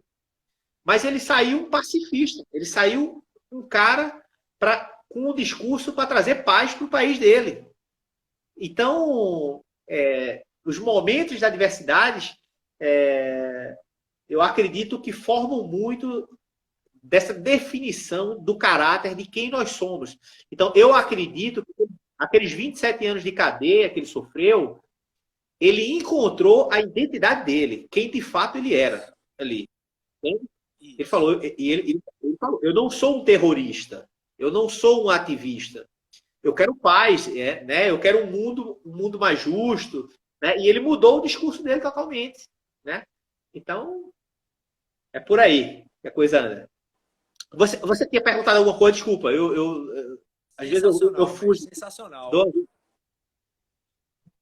Não. É nesse contexto mesmo de colaboração em cima de... Então, show de bola. Não, o senhor veio para mim com a história de After School. After School que eu conheço, que eu já ouvi falar. É um grupo de meninas sul-coreanas que tem uma bandinha lá e eu só ouvi falar disso. Eu queria que o senhor dissesse pra gente que benção, que After School. Explica aí pra gente. O termo em inglês, né? Depois da escola, né? Pelo menos é o que na nossa cultura a gente consegue entender na tradução ali. Mas eu queria que o senhor expressasse para a gente, né? Nesse contexto que a gente está falando, que produtividade vem trazer o After School? Vamos lá. Deixa eu mandar um abraço aqui pro meu amigo Max, que eu tô vendo que tá aqui, cara. Sim, grande colaborador da gente também, amigão. Inclusive, teve presente na gente numa live aí, falando sobre a relação existente entre o jiu-jitsu e o desenvolvimento humano, né? Ele que é um cara fenomenal, que além de grande empresário, é um grande investidor na vida de pessoas aí através da MXA. Ele é um grande investidor aí em pessoas, no jiu-jitsu. A gente vê aí grandes iniciativas dele aí através da MXA, no sentido de impulsionar, né, o nosso esporte e pessoas em direção a caminhos bons aí. Então, é uma grande referência. Um grande ser humano, né? Um grande ser humano. É sobre isso que estamos falando. Né? E certamente as artes marciais teve um papel fundamental na vida dele também, né? Ele é praticante de capoeira, praticante do jiu-jitsu, né? E é envolvido totalmente, tanto que isso se tornou aí uma missão para a vida dele, né? Quando a gente é impactado por algo, né, é natural que a gente queira retribuir, né, dar de volta à comunidade, mesma coisa. Mas em cima da sua pergunta, o que é o After School? O After School, ele é um movimento hoje que é muito comum, né, no Canadá, nos Estados Unidos e na Europa, onde o jiu-jitsu ele impacta de uma forma mais forte as crianças, né? Então, eu estou estruturando essa ideia para tentar trazer aqui para o Brasil também. Porque o que ocorre, né? A gente sabe que existe uma dificuldade muito grande de logística no dia a dia das nossas vidas, de levar um filho, às vezes, para uma academia, para treinar, depois ir buscar. Às vezes, os pais não têm essa disponibilidade, né? E isso pode gerar uma dificuldade do aluno, de repente, estar recebendo um benefício como esse, né? Então, lá na Europa e no Canadá, nos Estados Unidos, eles têm o hábito de oferecer esse serviço. A academia tem uma van que vai pegar a criança na escola, quando ela acaba a escola, leva essa criança para a academia, e na academia ele vai fazer a tarefa da escola, ele vai tomar banho, ele vai almoçar, ele vai treinar. Então, não é somente o treino, né? Ele é quase que se fosse uma extensão da escola dele também, né? Então, isso está muito comum lá fora, e eu estou pensando em adaptar isso aqui para o Brasil também, porque eu percebo que existe essa dificuldade hoje para os pais, né? A maioria das escolas só consegue se o aluno treinar lá dentro da própria escola mesmo. A gente vê, é muito comum, né? As escolas têm estrutura de tatame dentro da escola e tudo mais. Então, a ideia é que a academia, para atrair mais crianças, procure estruturar esse universo.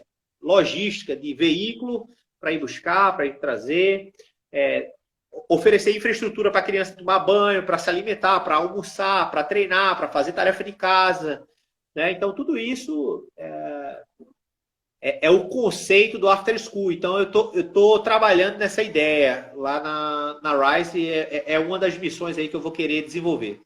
Muito show, muito show. Muito show mesmo, professor. Inclusive, a minha cabecinha já começou a borbulhar aqui também, de um dia, né? Claro, a gente é muito aquém na questão do recurso, né? Que a gente sabe que para se montar uma estrutura, né? Para prestar um serviço desse, existe todo um mega investimento financeiro, né? Tanto na questão da estrutura, quanto na questão dos profissionais que serão necessários para fazer essa ideia girar, né? Porque se a criança vai chegar da escola, vai fazer a tarefa, vai fazer com quem? Então tem que ser um profissional para essa área. Beleza, vai treinar. Aí entra na questão do contexto da arte marcial em si, mais voltada para o jiu-jitsu. Mas enfim, eu já fico com o sonho agora de um dia que as nossas crianças do projeto a gente consiga, né, desenvolver o suficiente para atender nessa perspectiva também, que a gente trabalha com crianças de periferia, né? Então, Sim. hoje o Diamante está no COC e na comunidade de Santo Amaro, são as duas comunidades que a gente trabalha com eles. Imagina se a gente pudesse, né, um dia como projeto social, desenvolver essa logística de ir pegar o moleque na porta da escola lá onde ele estuda, levar para o projeto, chegando lá ele ter toda esse aparato, né? E seria muito top, seria muito top. Mas vamos orar, né? A gente não pode, a gente é tudo liso. Eu digo direto, meu irmão, a gente é liso, mas a gente é filho do dono da prata e do ouro. Então, se ele quiser, ele faz, né? Com certeza, não tenho a menor dúvida disso. Tudo começa com sonho, né, cara? Você tem um sonho, você tem uma visão e você começa a transformar esse sonho num plano. Então você tem que estudar, você tem que ver quais são as responsabilidades, quem são os profissionais, tudo que envolve, né, o contexto, né? Então aí...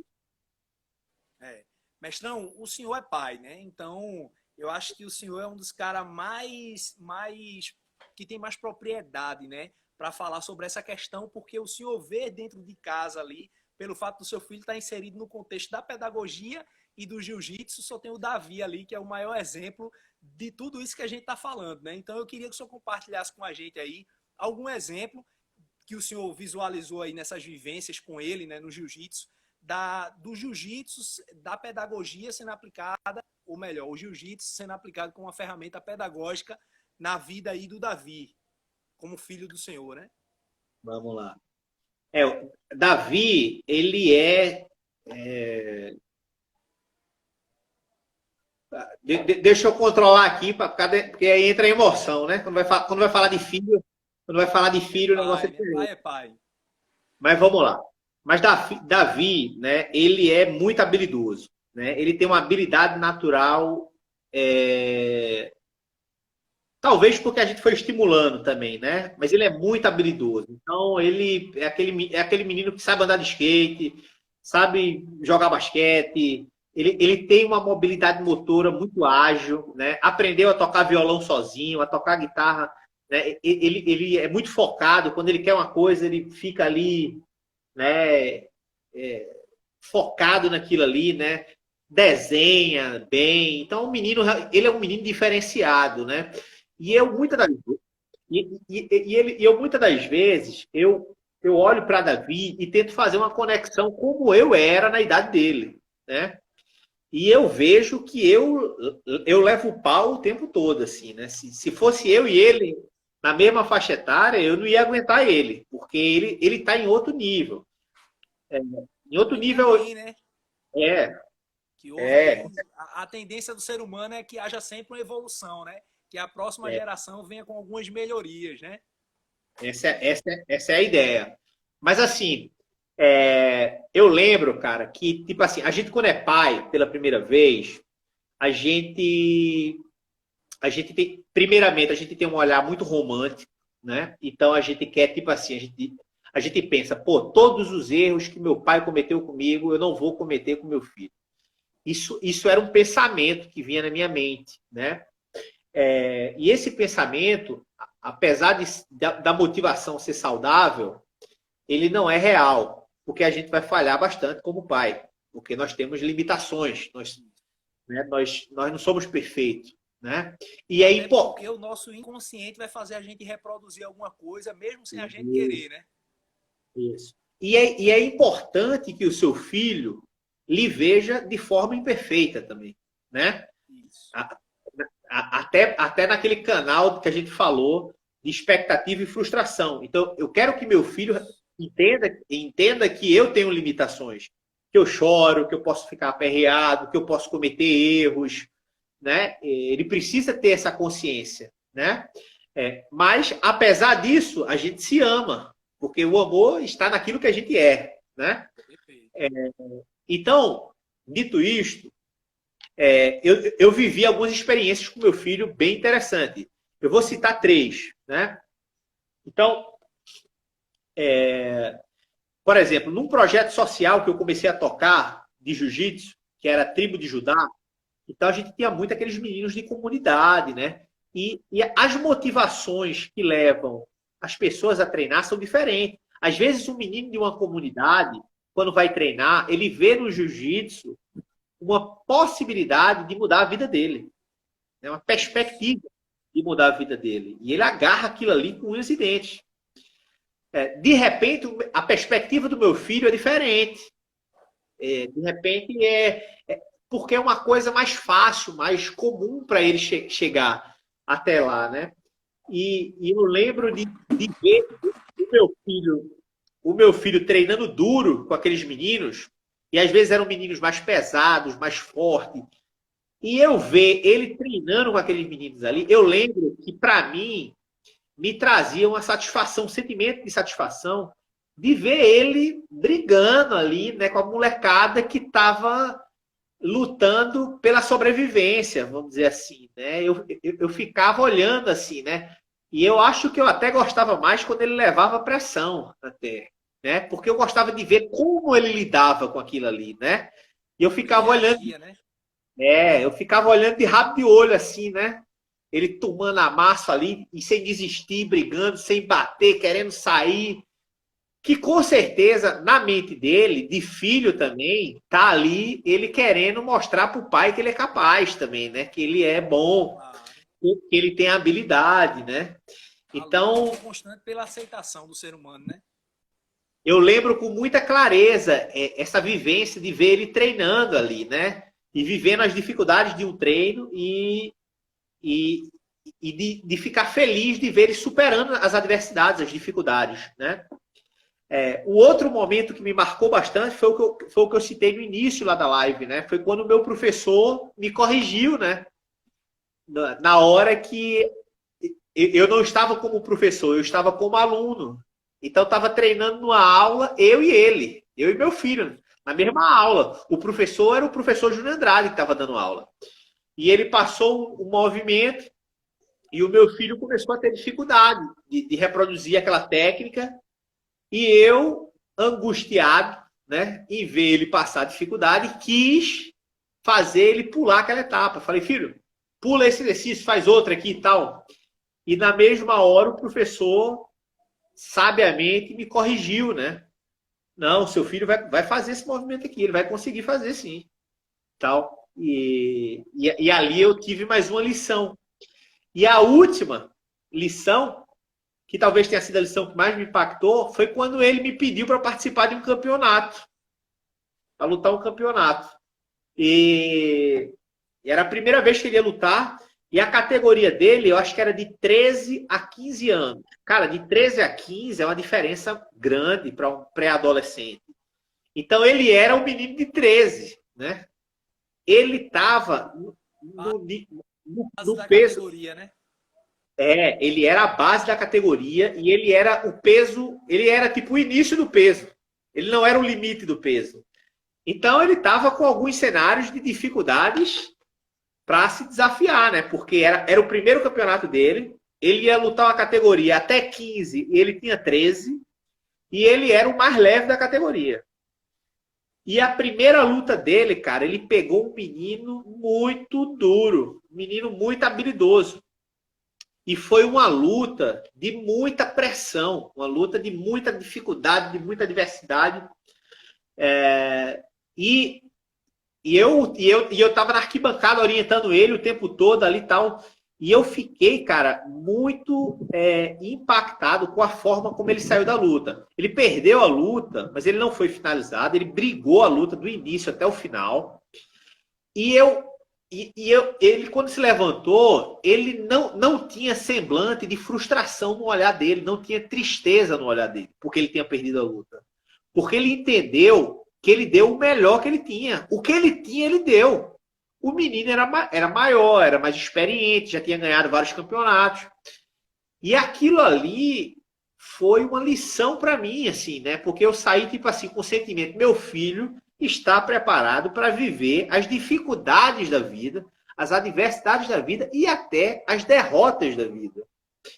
Né? Então, ali o jiu-jitsu ensinou uma lição para ele, uma lição para mim, né? E naquele momento ele me ensinou, porque ele saiu feliz, ele saiu com o semblante feliz. E eu estava triste, porque ele tinha perdido. Né? E eu tive que recuperar o meu semblante, né? Porque eu criei expectativa. Entendeu? E ele não. Ele foi só dar o melhor dele, ele foi lutar, né? Somente. Exatamente.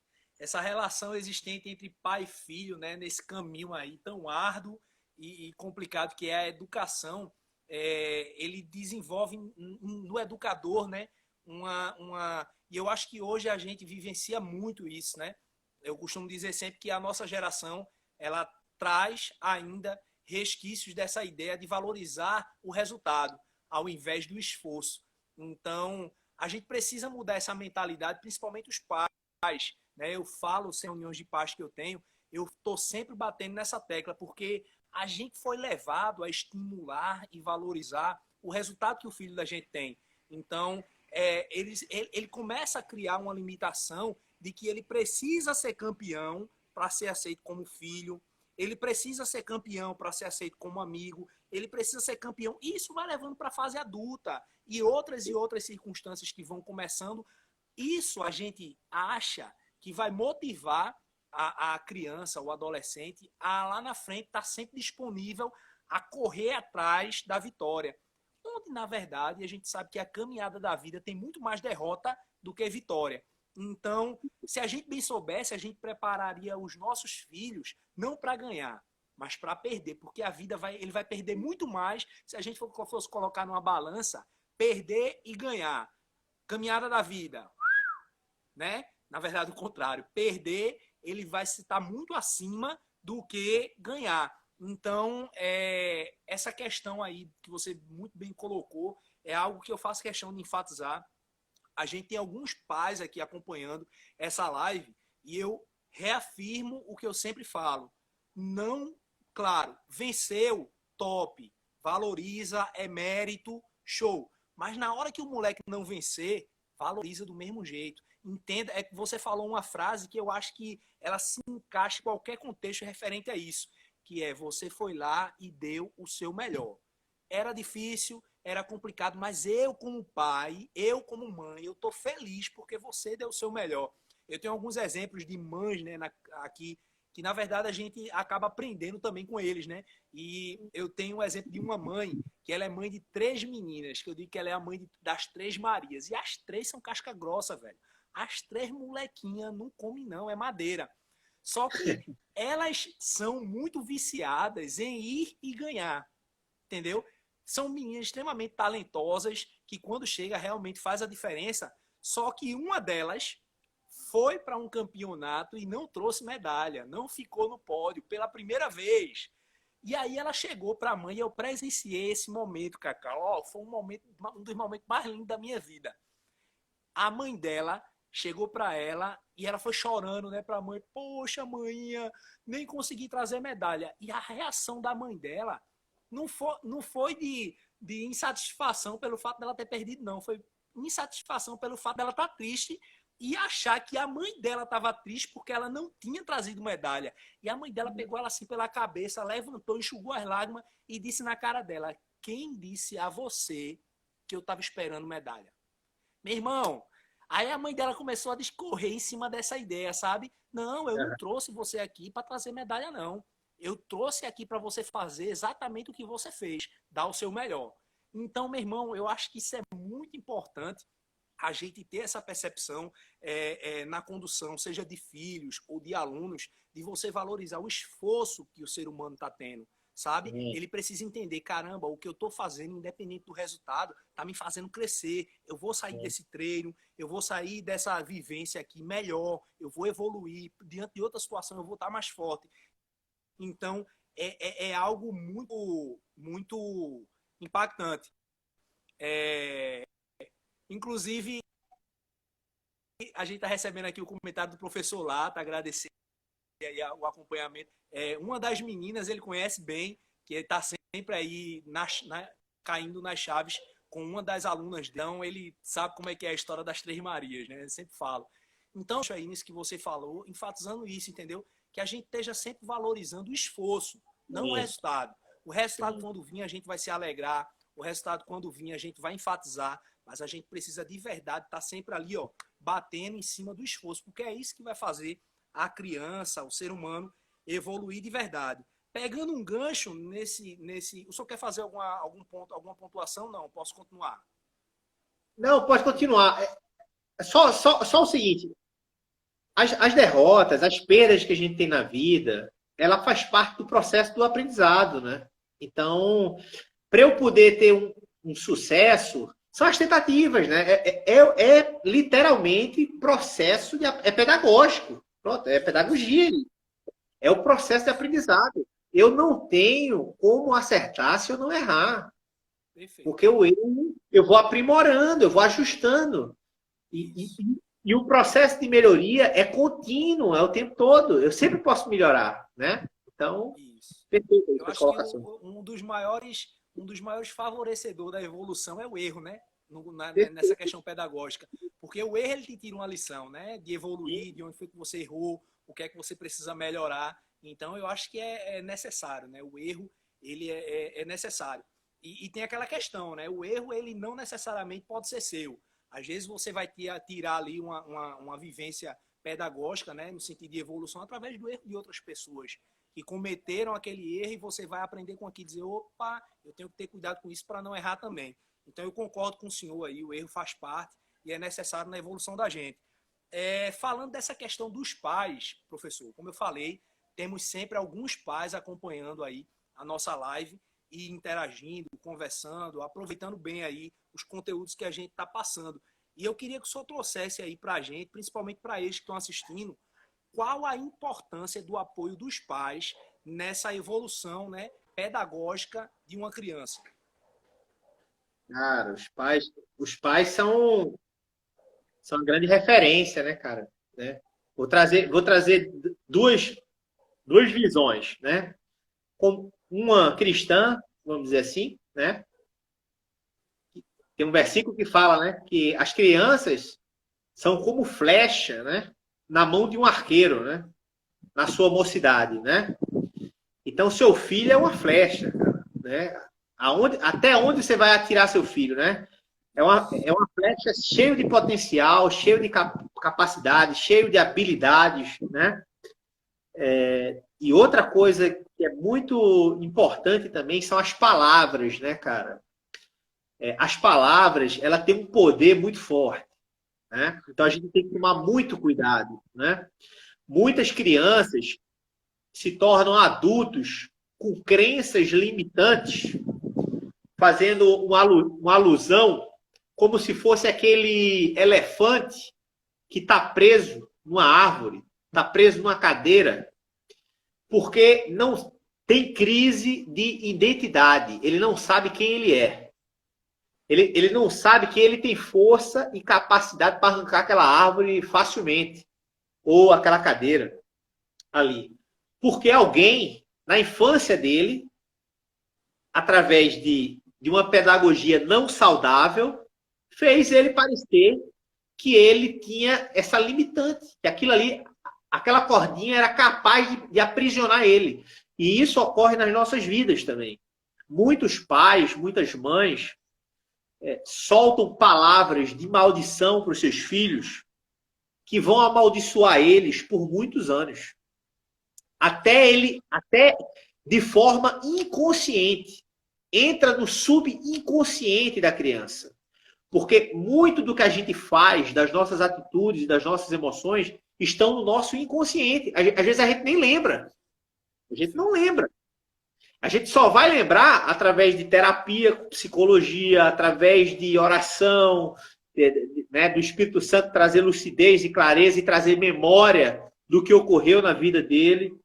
Então, o apelo que eu faço aos pais é que utilize suas palavras para abençoar os seus filhos, né? Para trazer palavras que edifiquem ele, que diga que ele é bom. Isso já desde bebezinho, já, né? Você é talentoso, meu filho. Você é capaz, meu filho. Você é inteligente, meu filho, né? Então, porque pessoas para trazer palavras e crenças limitantes no mundo é o que mais vai ter, cara. Ele vai entrar na empresa, numa empresa, e vai pegar um chefe que não sabe gerenciar, que só pensa em meta. E vai falar o que é outro fruto que ele viveu lá. Mas, se na infância dele, o pai e a mãe tiver construído a identidade dele de forma saudável e ele não tiver dúvida de quem ele é, uma pessoa pode falar o que ele quiser. É por isso que isso está com autoconfiança, autocontrole. Porque uma pessoa pode falar o que quiser de mim. Eu sei quem eu sou. O que uma pessoa fala não define quem eu sou. Eu sei quem eu sou pelo que eu fui criado, pela estrutura, pela minha estrutura familiar, pelos valores que eu tenho.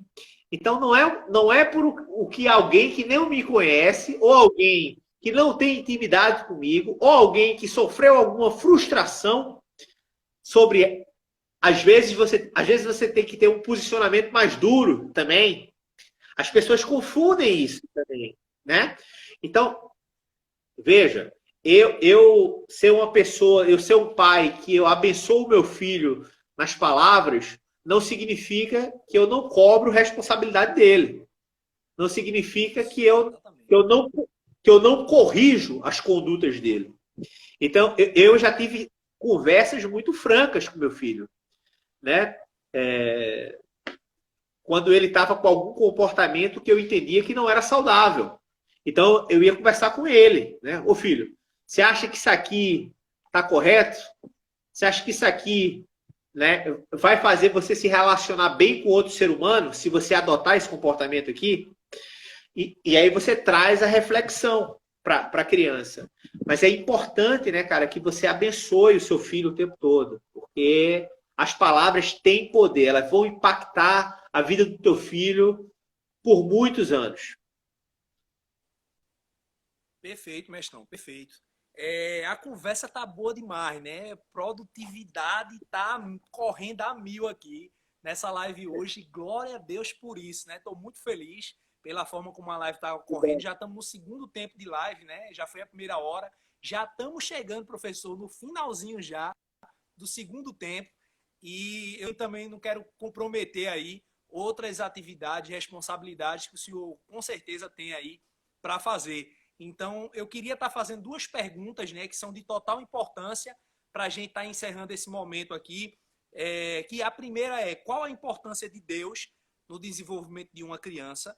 E qual conselho o senhor daria para os cuidadores das nossas crianças que possam colaborar para o perfeito desenvolvimento delas? Porque, quando eu digo colaboradores, eu envolvo pais, voluntários, tios, avós que porventura exerçam essas responsabilidades sobre a criança. Então, qual a importância de Deus e que conselho o senhor daria para essas pessoas que, direta ou indiretamente, exercem essa responsabilidade de cuidar dessas crianças? Vamos lá. Cara, eu acho que essa parte espiritual é muito importante, né? É aquilo que eu falei no início da live, né? Nós somos corpo, alma e espírito.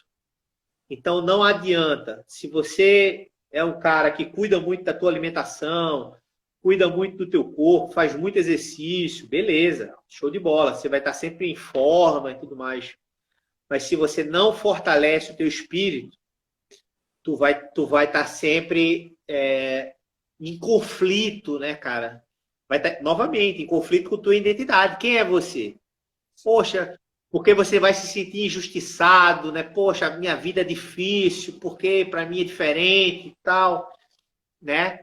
Mas quando você estreita o teu relacionamento com Deus, e Deus é Pai, né?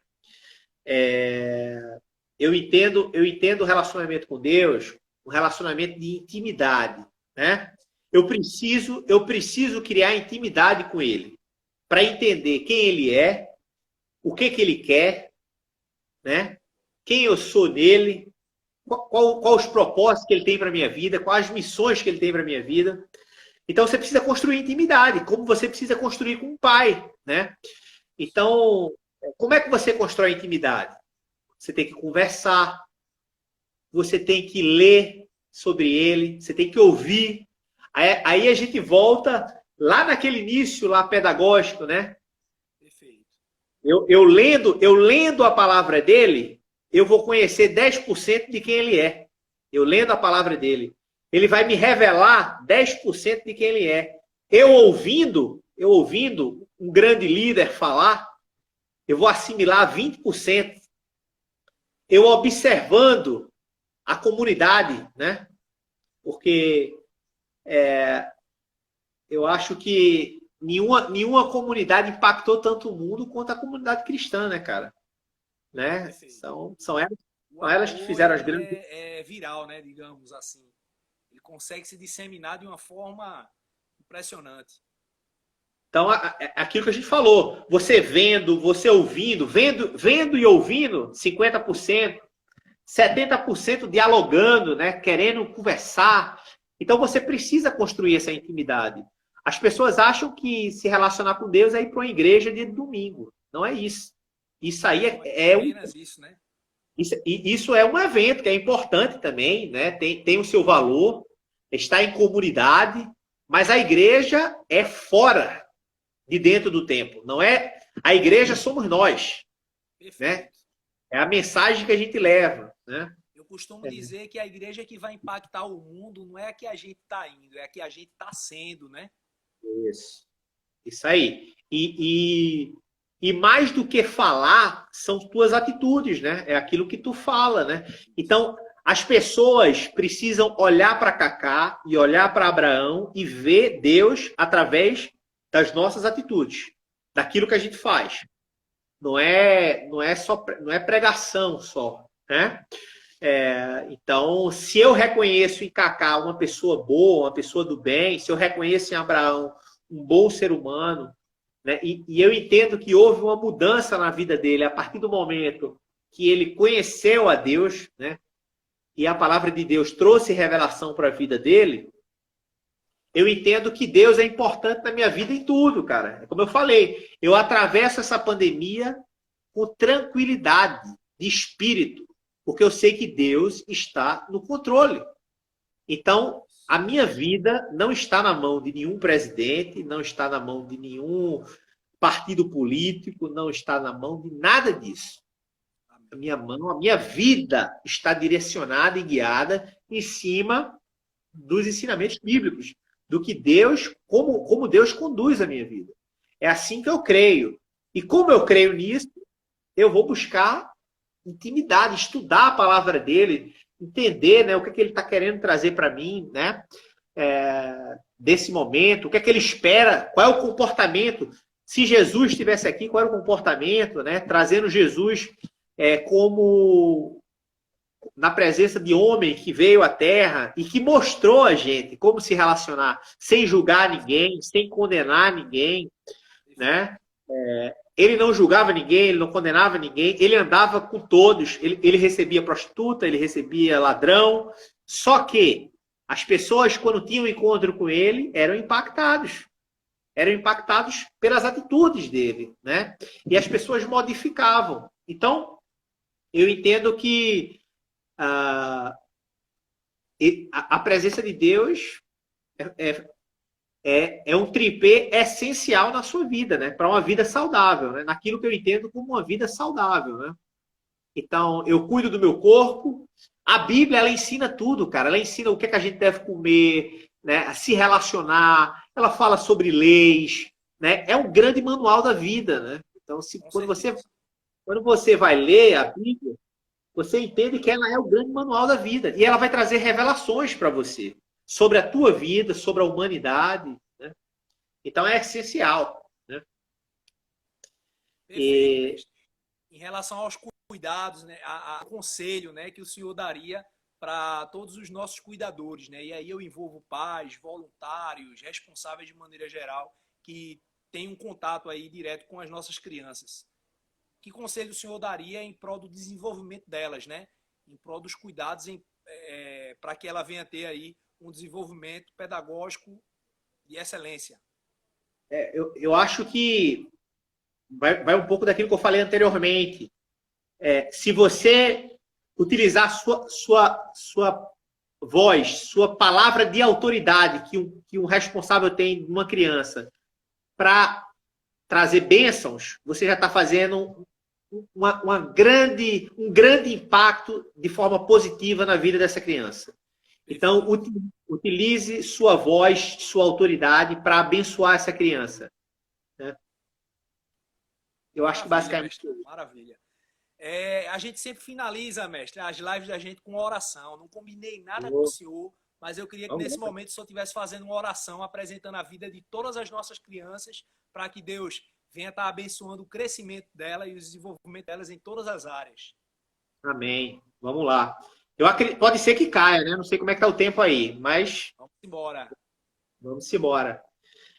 Paizinho, eu te agradeço por esse tempo. Esse tempo foi muito edificante, Senhor, porque sempre que a gente traz você para as nossas conversas, você traz revelações. Então, eu peço que tu possa estar estimulando que a gente fale mais do teu nome, que a gente tenha mais ousadia em falar a tua palavra, Senhor, que a gente possa utilizar os teus ensinamentos para impactar a vida dessas crianças, a vida desses pais, que essas crianças, de fato, possam ser as flechas nas mãos do arqueiro, como tua palavra diz, que esses pais possam atirar elas longe, que elas possam ir em locais que a gente não conseguiu ir, né? Que elas possam levar essa palavra adiante, Senhor. Então, tua palavra possa ser sal e luz para essa humanidade, que possa trazer mais paz, que possa trazer mais harmonia, que possa trazer mais tolerância, que possa trazer mais esperança, né? A tua palavra diz, eu quero trazer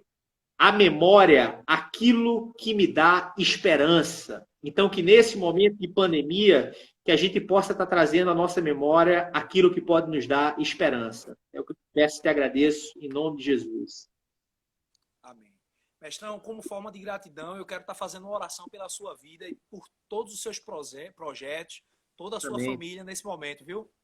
Eita bala. Senhor Jesus, estamos aqui, Pai, na tua presença. Quero te apresentar, Deus, em especial a vida do Carlos Ferraz, conhecido como Mestre Cacá, Deus. Abençoa ele, continua abençoando, guiando todos os passos dele, a família dele. Deus, tu conheces o coração porque tu és onisciente, Pai. Tu sabes de todas as coisas. Eu só consigo ver o que está aparente aos meus olhos e o que ele